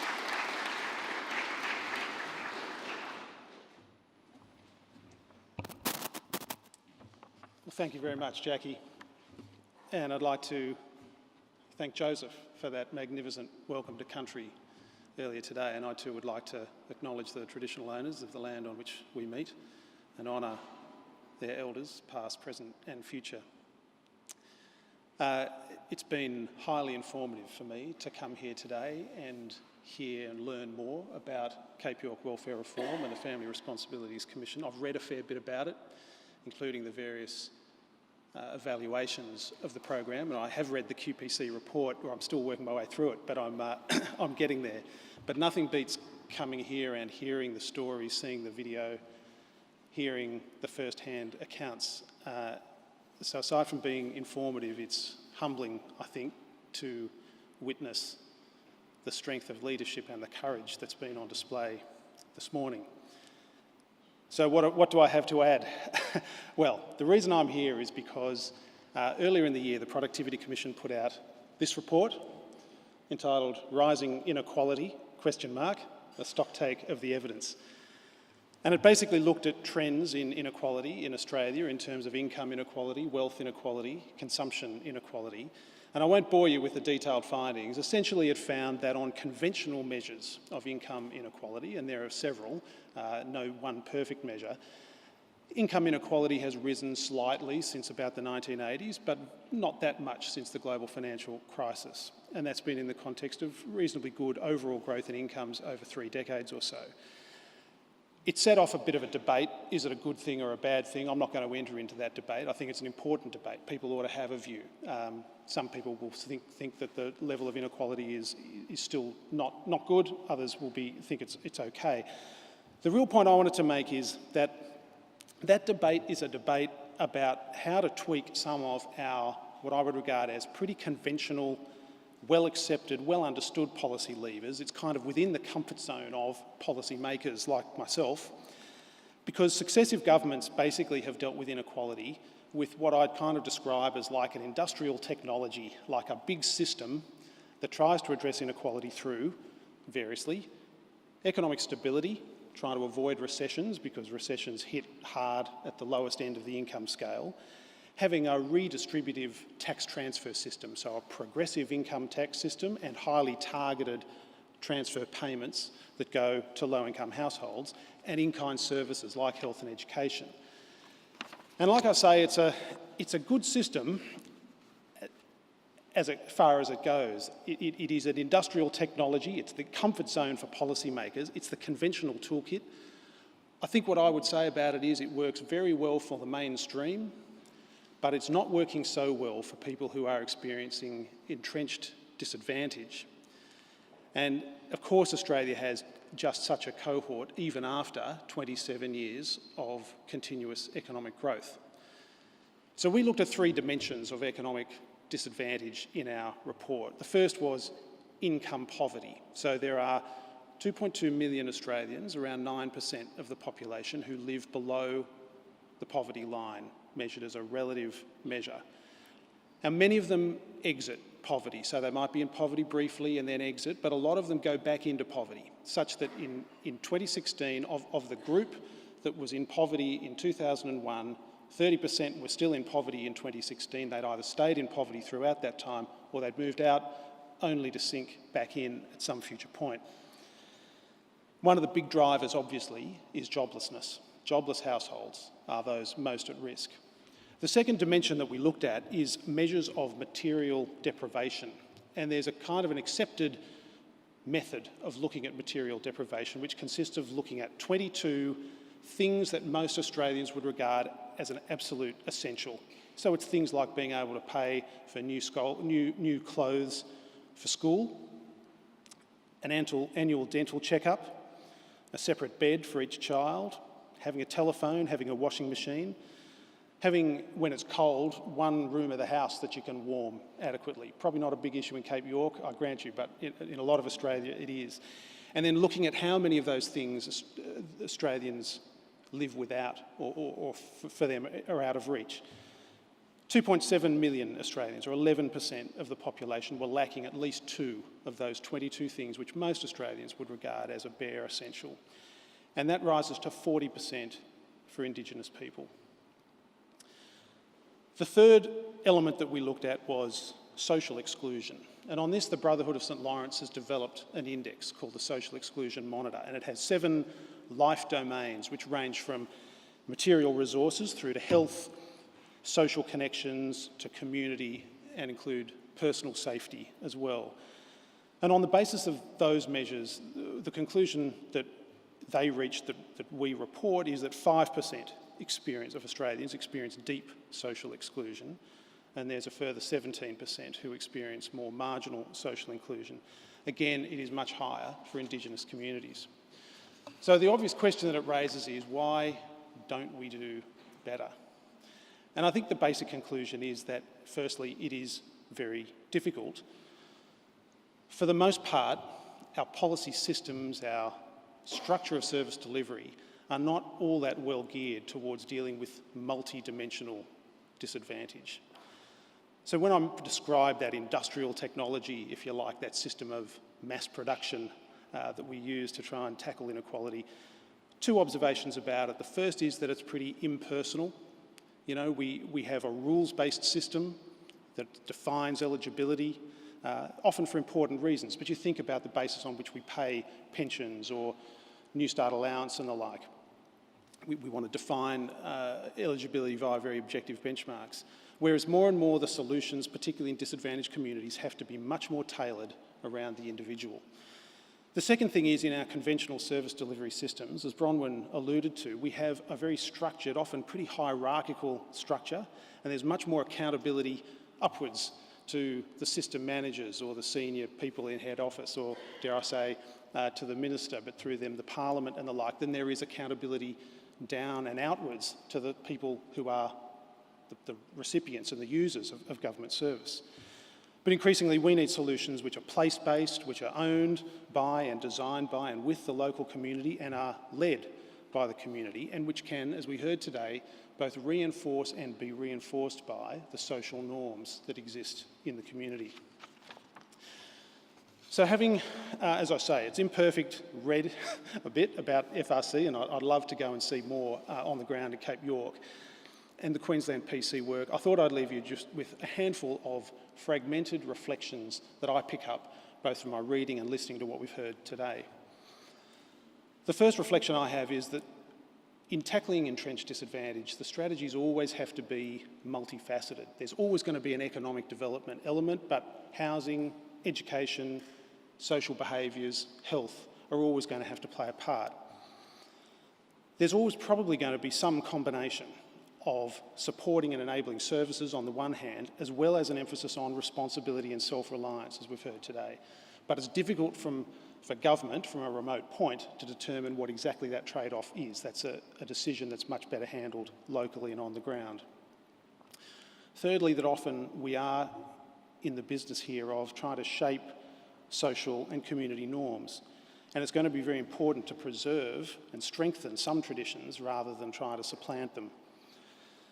The fourth thing that occurs to me is that evaluation, which is always going to be extremely important, and I'd pay tribute on the Cape York welfare reform for the fact that evaluation was in mind from the outset, such that the method of delivery was done and designed with evaluation in mind. But it's always going to be hard and imprecise, because with a multifaceted intervention, it's going to be difficult to attribute particular interventions to particular outcomes. There's always going to be a bit of ambiguity and a fair bit of judgment required.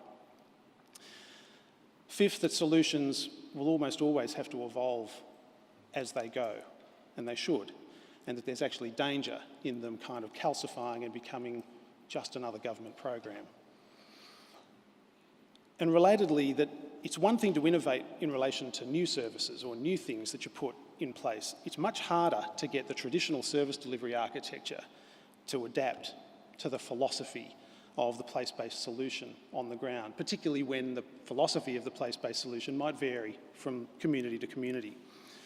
And finally, that every community will have unique strengths and challenges.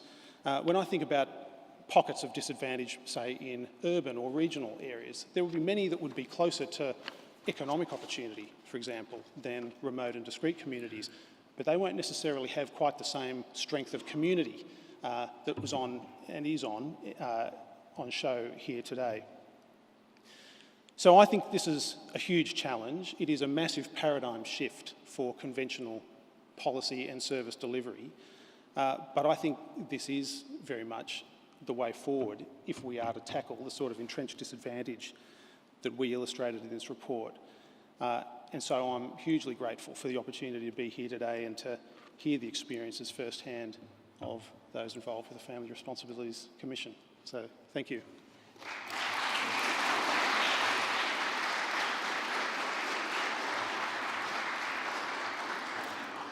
I'm going to call upon Brother Richie Armat now to read a statement from the Minister for Aboriginal Affairs, the Honourable Nigel Scullion. Thanks, Richie.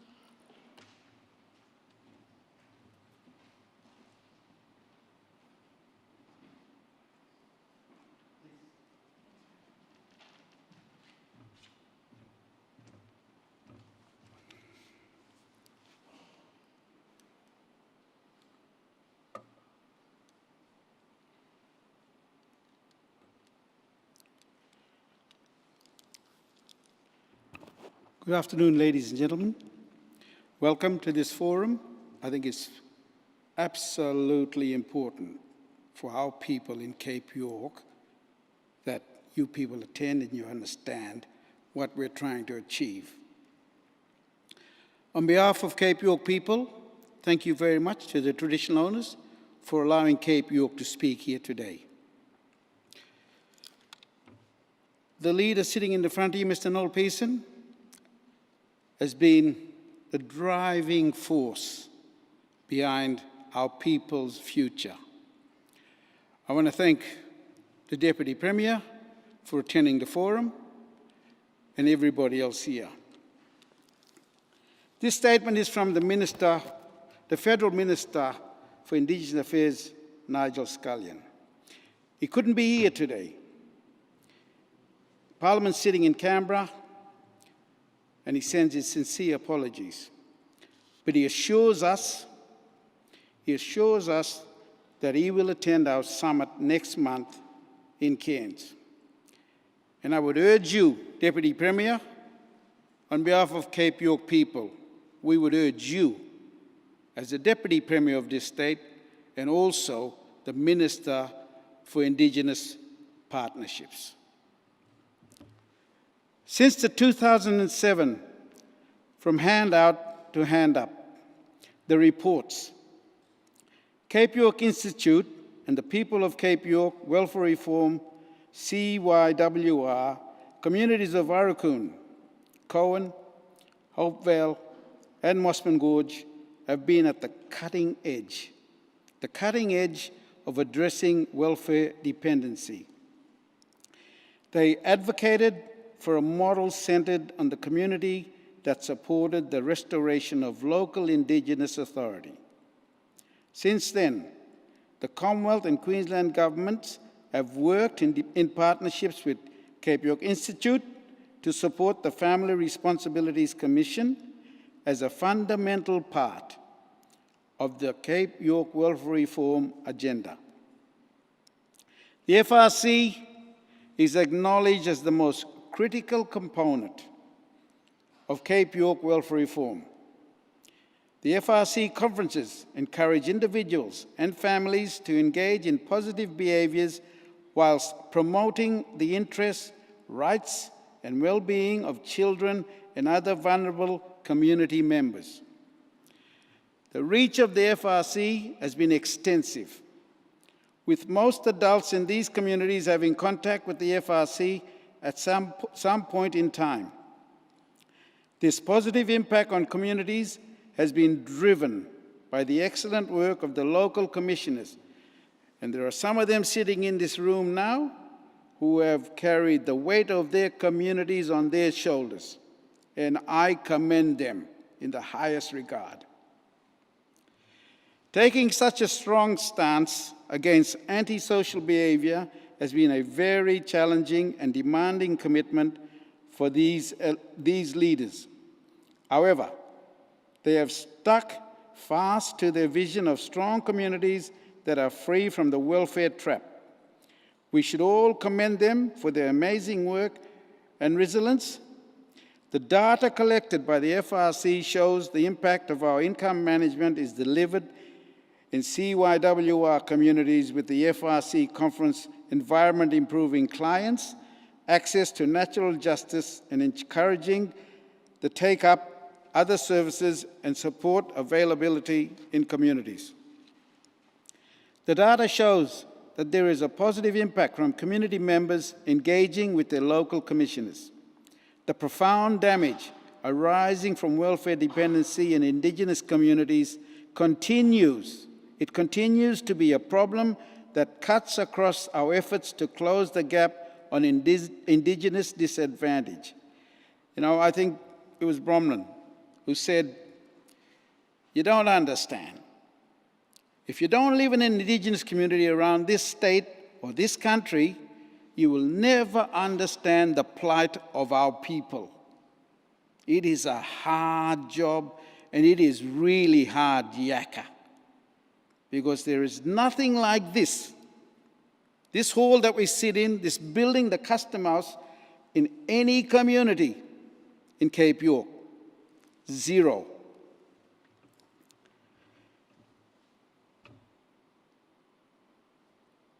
Whilst communities have stabilised during the FRC tenure, there remain individuals and families with challenges that require more from the current model.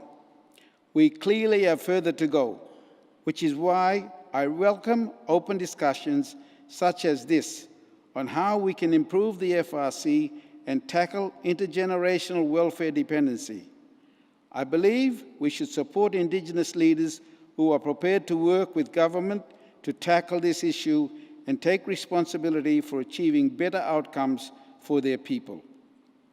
It is essential, however, in looking at how we continue to reform the FRC and better respond to the challenges of welfare reform, we do not undermine the gains that have been so hard won. The FRC, and most importantly, the local commissioners, have been fundamental in the improvements we have seen in the Cape York welfare reform communities over the last decade. We need to continue supporting them while building on the model to make it even more effective.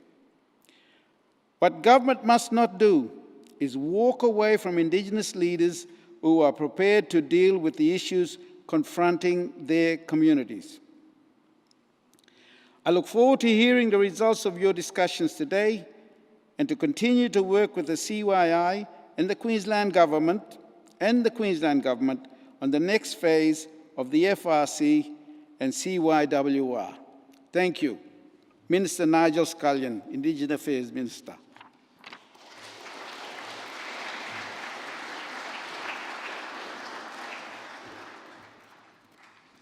Thanks very much, Richie, for reading that out from Minister Scullion. People, I probably spoke too soon before, but if you would indulge our last panel, very important panel that we have in terms of a Q&A to you and back. We've got 10 people.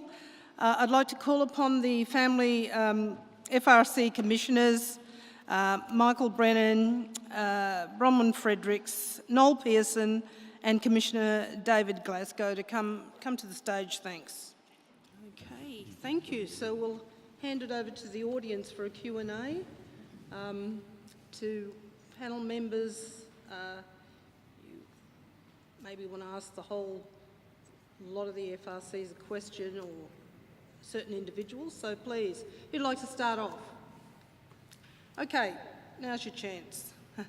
Okay, could you identify who you are and where you come from, please? Yeah. Okay.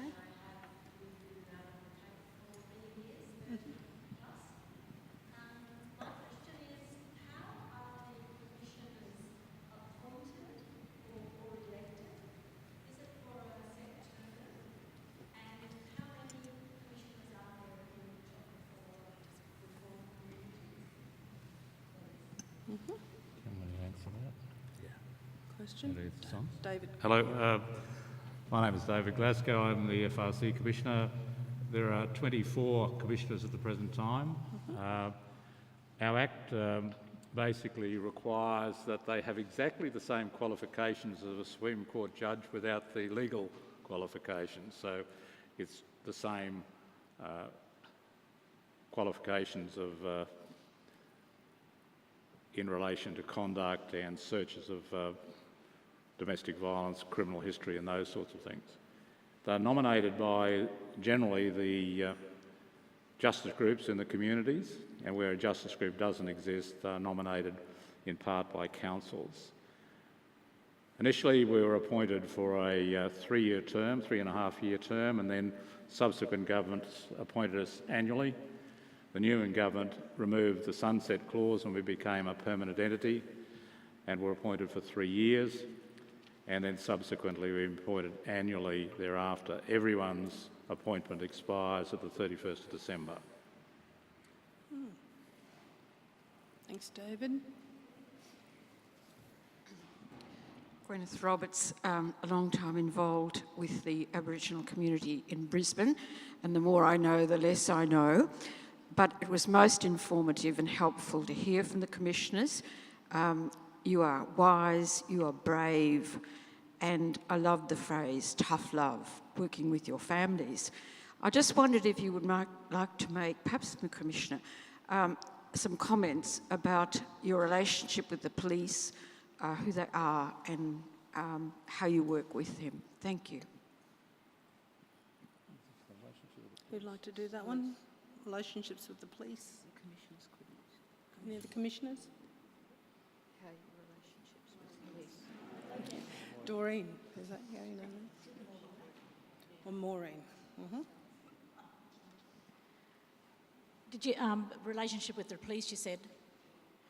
In Cowan, we actually have a very good relationship with our police. We have regular meetings with them. We do a lot of activities with them.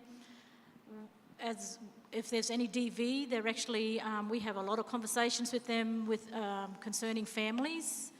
Even if they are aware that there's something going on in the community, they will come and talk to the commissioners, any of the commissioners, and discuss what support can be put in place so that it does not go to that higher level where then they have to go to the courts, but it's about coming to the Family Responsibilities Commission and working out a plan or solution of what support can be put into place. As I said previously, we have very good relationship with all stakeholders in Cowan, and that's where with the police, working closely with them, we're then able to then refer any particular clients that are referred to us by the police to any of the stakeholders, depending on their program that they have. But to answer to your question, a very good relationship with our police, and has always been in that way. If not, it's about that open communication, that trust, and it's not about police issues as well. In Cowan we have discos, blue light discos, they attend. They're actually our cooks at all our activities and our programs, whether it's White Ribbon Day, discos, anything at the school. So it's building that relationship and keeping the communication open, which builds the trust as well. But maybe others? Would that be the case for most of the other communities as well, a good relationship with the police? Yeah, we have a really good relationship with the police, but not so much with our role as FRC, but in my role as the SWEB team leader in Hopevale. They come along to all the activities we hold, talk to the youth about a better lifestyle. They talk, join in at our camps, and yeah, there's mutual respect both ways. We work together where we can.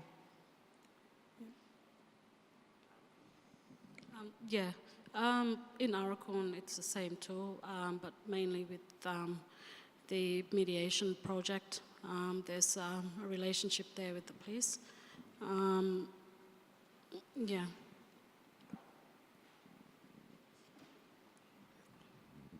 Anybody else? Or you're right. Okay, we've got a question there and there. 1, 2. Thanks. My name's Matt Clark. I'm from the Queensland Productivity Commission. I'm just wondering if you could talk... Sorry, can't hear you. My name's Matt Clark. I'm from the Queensland Productivity Commission. Yep. I was just wondering if you could talk to how you think the FRC and the Queensland Government should work together to engage with the reform agenda that we outlined in the report that Brownwyn discussed today. Do you... Well, I think that there needs to be a partnership. The FRC has worked right up to this date. Why look to replace it or change it? Why not just build on it? I'm sure there's an opportunity for a partnership to move forward together in doing exactly or extending on the work that we have already built, the foundations we have already built in communities. Okay. Just an extension onto what Doreen just said. The relationship's already there, and what we're doing within FRC, we're actually working very closely in partnership with all our, as I said in my statement before, with all our stakeholders, whether it's Queensland or Queensland Government or any government agencies that are coming into Cowan. I can only speak on behalf of Cowan. It's already there, and there's gaps that are missing that probably needs a lot of support, but it's there. Extend onto it and build on with what we already have. If you stop, you start, and then it just keeps going. You're having to start, go right back again. And but because it's already there, we're working very closely, and we do. All the commissioners have total trust from all our stakeholders that are in communities, in all our communities, and we're trusted in that way to be able to make the decisions, work with our clients, as well as support all our stakeholders. Remember, we're all data-driven, and that's what it's all about. We're working towards getting outcomes for everyone in our community, especially our clients. Yep. Okay, over there. Hello, I'm Lisa Kibblewhite with the Rockhampton Grammar School. I was travelling down here with students, accompanying them on their end-of-year travel, so feeling very fortunate to be able to participate in this. I want to acknowledge, because I come from a school and I'm education-based, I wanted to acknowledge how well our young people have done today. I think it's remarkable for you to have sat here so patiently and listening, and you've done really well. And to the CYLP student support officers who also come to Rocky and are here today and work with our students. For our panel, I would love to ask if there were one or two things that our young people could take away. There was a lot of talk today that may have gone over their heads, lots of legislation, but there's still some important messaging here for you. So perhaps our commissioners and our other guests might be able to pull one or two things out for our young people to hear that would be of value to them. I'd really appreciate that, because I'd like to take it back to Rockhampton as well. Mm-hmm. Talk about their education. Did you hear her? Is there one thing the young people could take away from today? What would your advice be to them?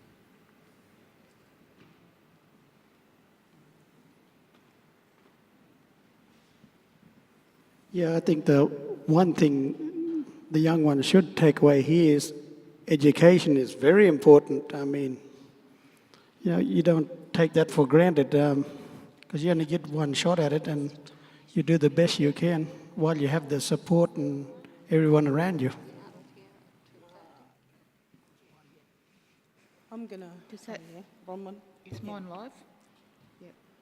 Yep. And every one of your kids, do have a dream. Please follow your dream. Don't ever keep away from your education. You know, education has been very, very important in our life. I've been to a boarding school. I finished school in year 10, but look where I am now. You know, I'm out in my community and helping my people. Please, don't throw away your education. Just keep on following your dreams.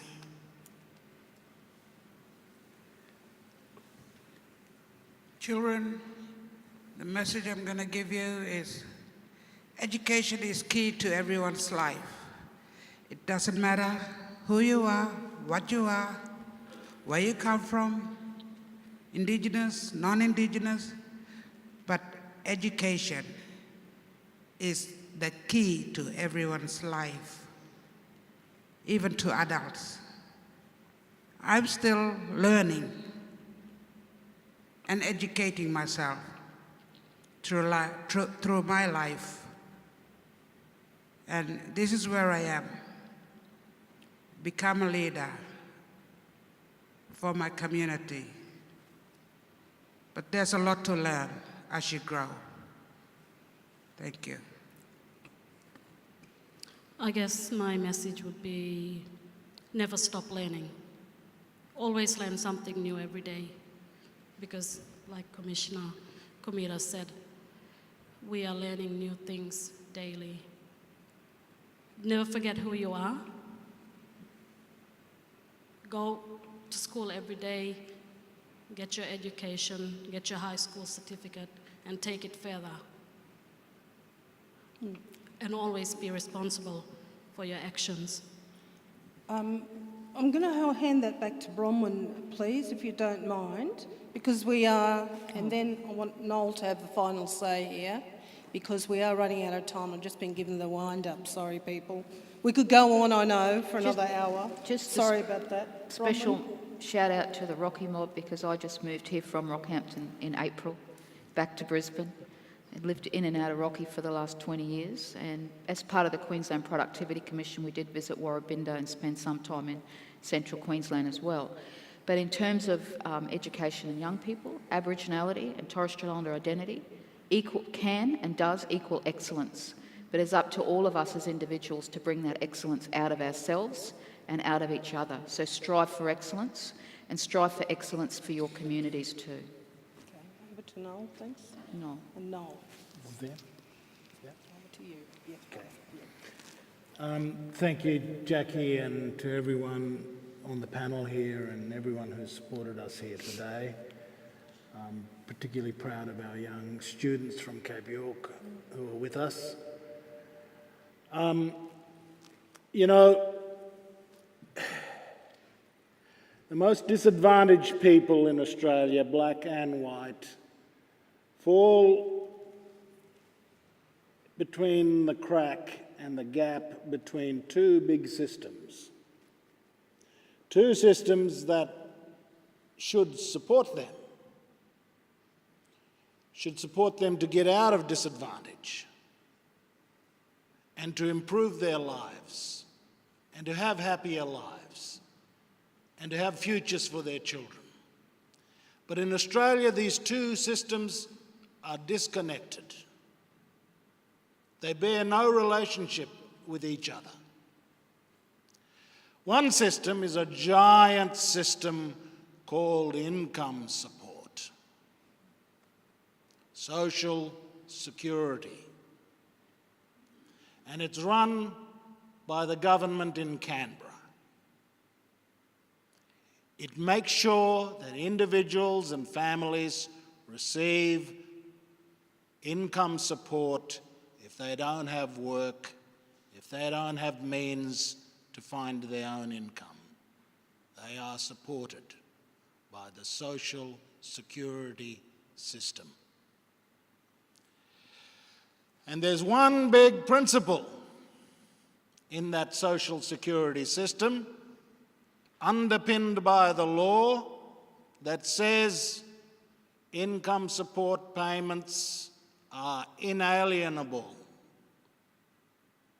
They cannot be taken away from the individual.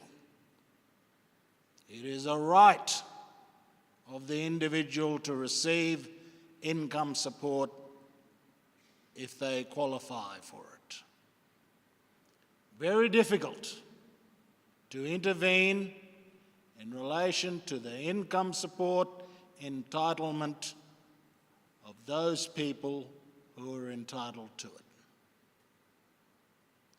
The second system is the service support system, and it's largely run by the state government, police, children, families, housing, and a whole range of services that communities and families need. And state governments spend hundreds of millions of dollars to support disadvantaged families all over the state and in our communities.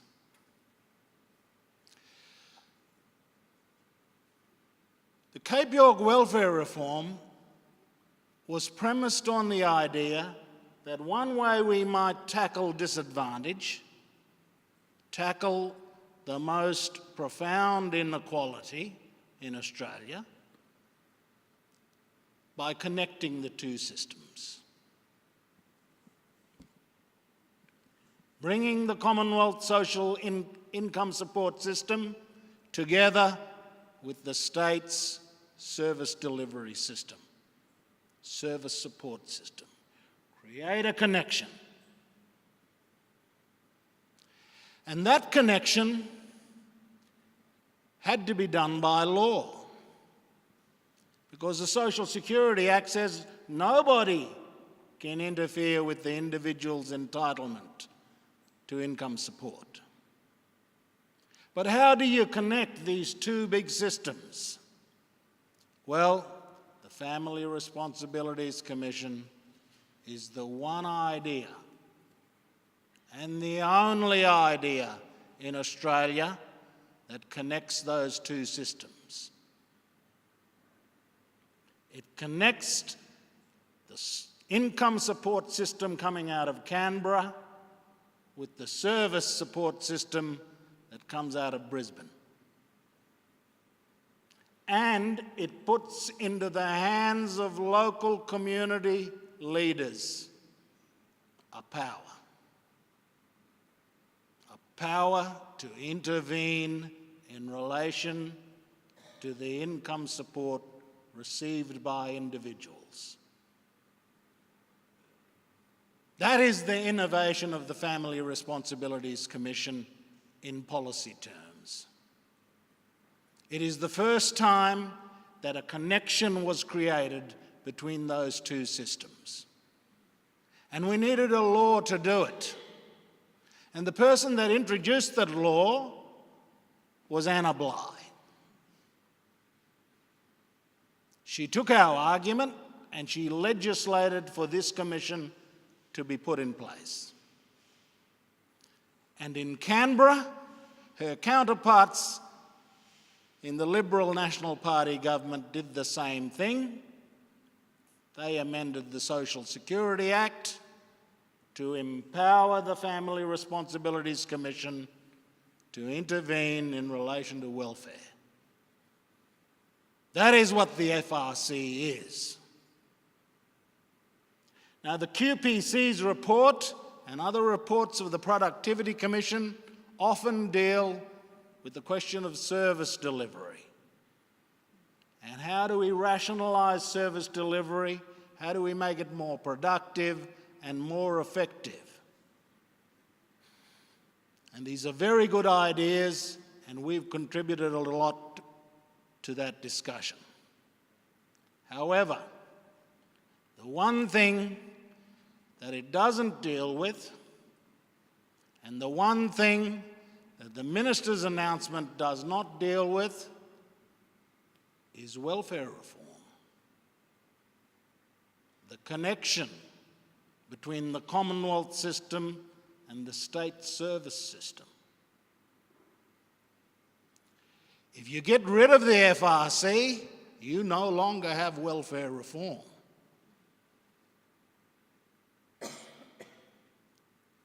There can be no welfare reform if there is not a connection created under law. So I am bewildered by the Minister's statement here today, because her policy of thriving communities, which we have not read, we have not seen, I have not seen published. Does it exist?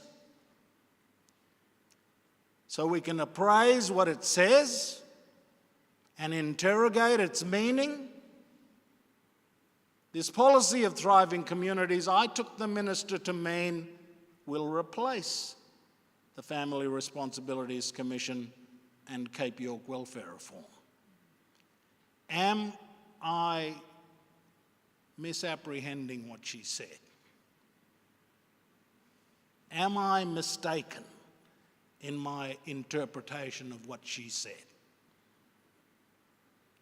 I hope so. I desperately hope so. Because the minute you repeal the Family Responsibilities Commission, the one initiative in this nation to try and create a connection between welfare, income support, and service delivery to families will be broken. And we wind the policy clock back 10 years. So, let me reflect on what Anna Bligh said at the beginning. She got a proposition from us in 2007, and she got the wheels of the Parliament into motion. She got the Parliament to work for the Indigenous community of Cape York, and specifically these 4 communities.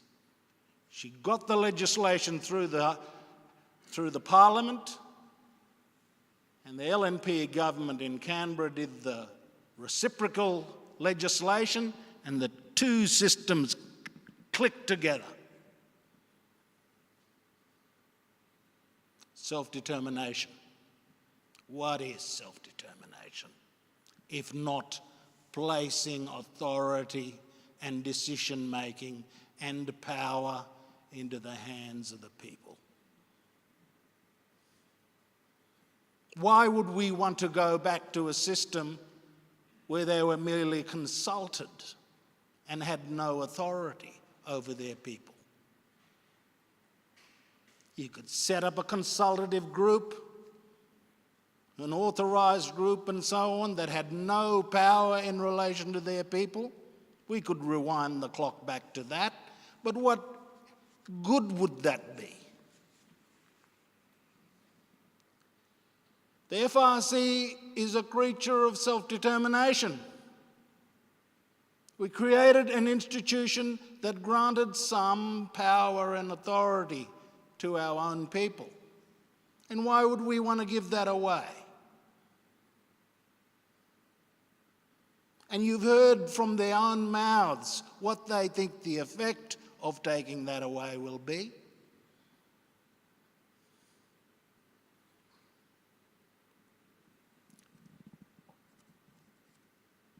Our reform work in Cape York is facing some fundamental jeopardy. Notwithstanding that we have scores and scores of our children now occupying the best schools in this state in the southeast corner.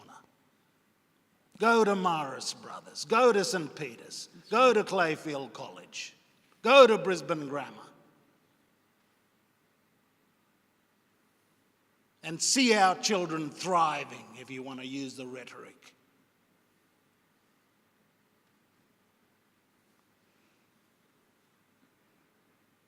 So,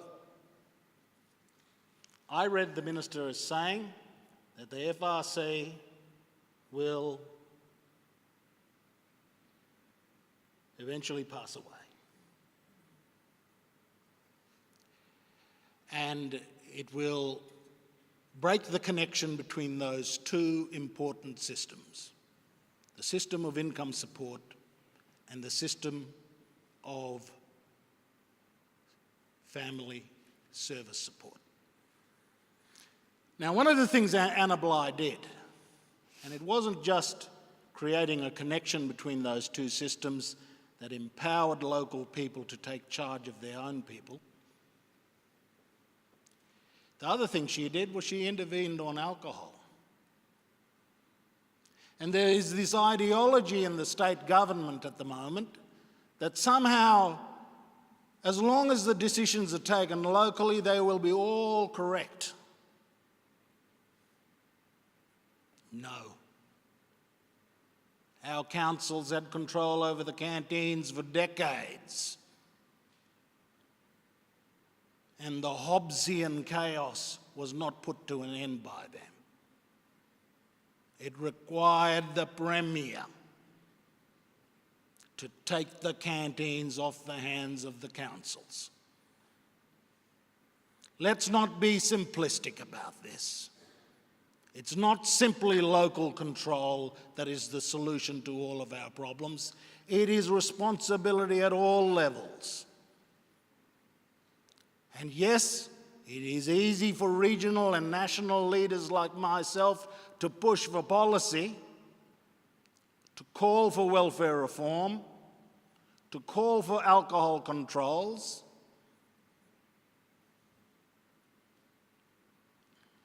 Leadership must be exercised at all levels.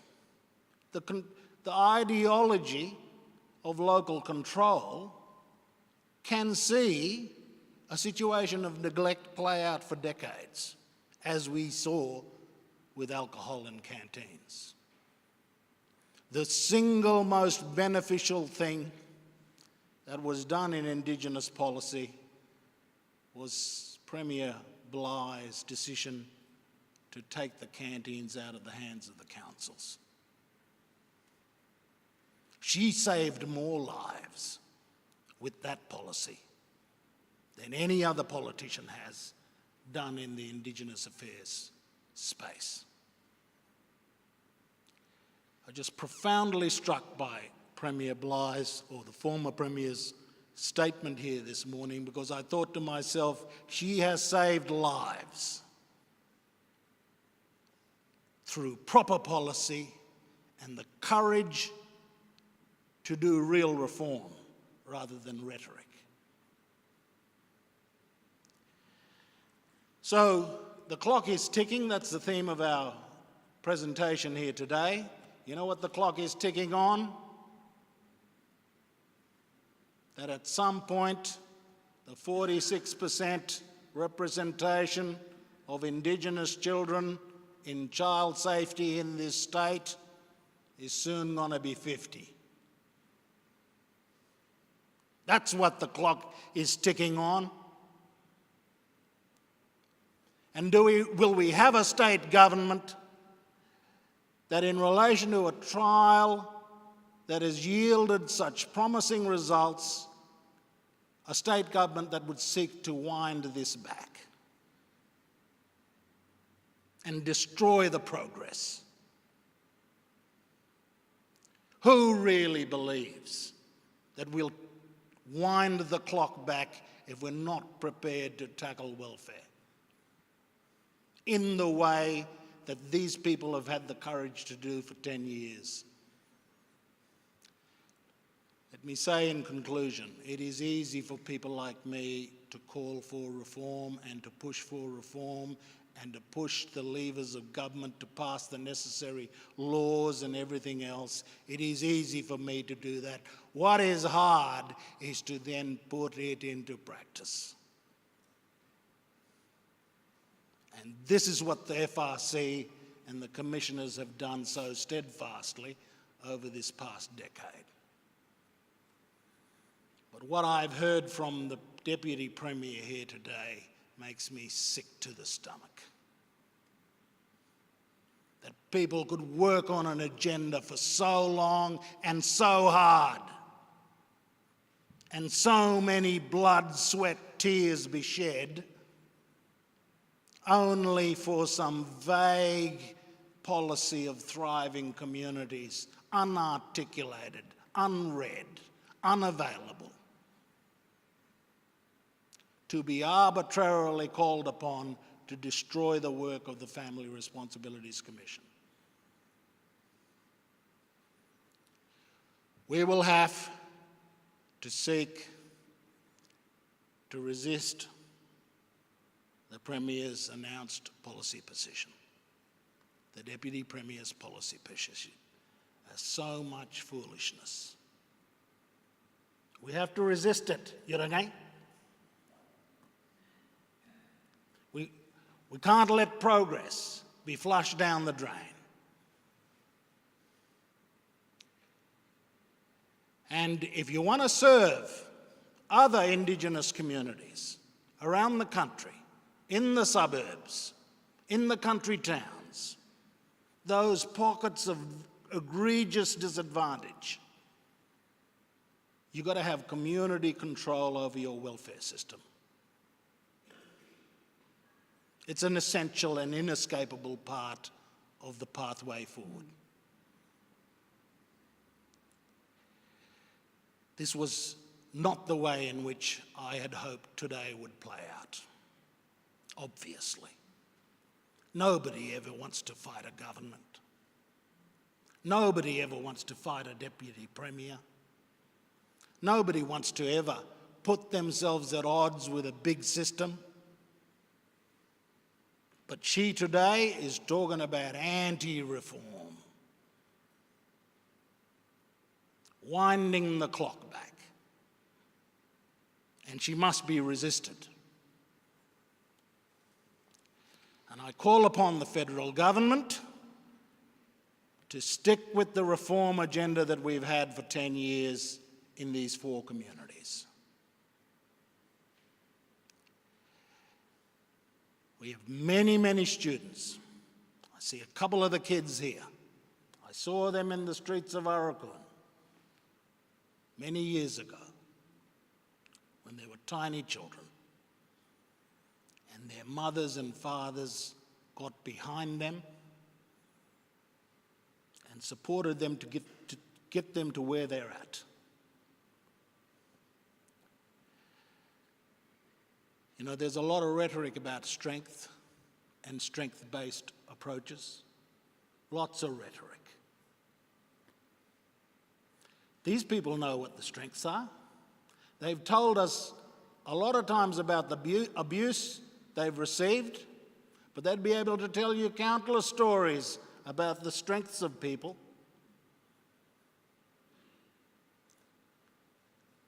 And of course, the strongest core is the love that these people have for their children. Even the most addicted and troubled individuals who need the support of these people have a love for their children and a dream and a hope for something better. And what we've sought to do with Cape York Welfare Reform and the FRC is to work with that strength. So, in closing, I want to say thank you very much for supporting us here today with your presence. I thank the FRC commissioners for this extraordinary testimony they've given us of their work. I say that we have our work cut out for us in relation to the challenges we face in George Street. I'll say one last thing. Richie, Gerhard, myself and others who've been in the cause of Cape York for a very long time, we started when the old Department of Aboriginal and Islander Affairs ruled our lives. The descendant of Blakely, O'Leary and Kaloran. They were our rulers, and they ruled through the Department of Aboriginal and Islander Affairs, previously the Department of Native Affairs, and now called the Department of Torres Strait Islander Partnerships.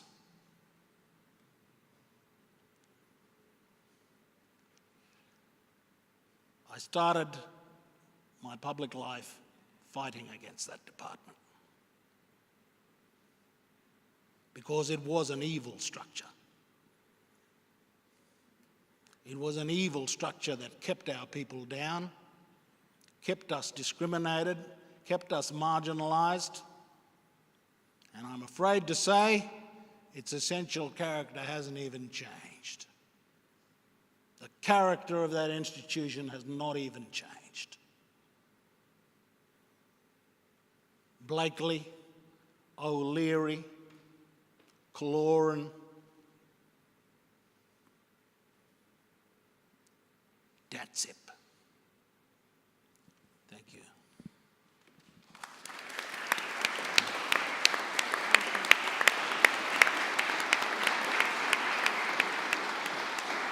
Only problem now, that's it got Aboriginal. Thank you, Noel. That ends our proceedings here today. Everybody, thank you all for coming.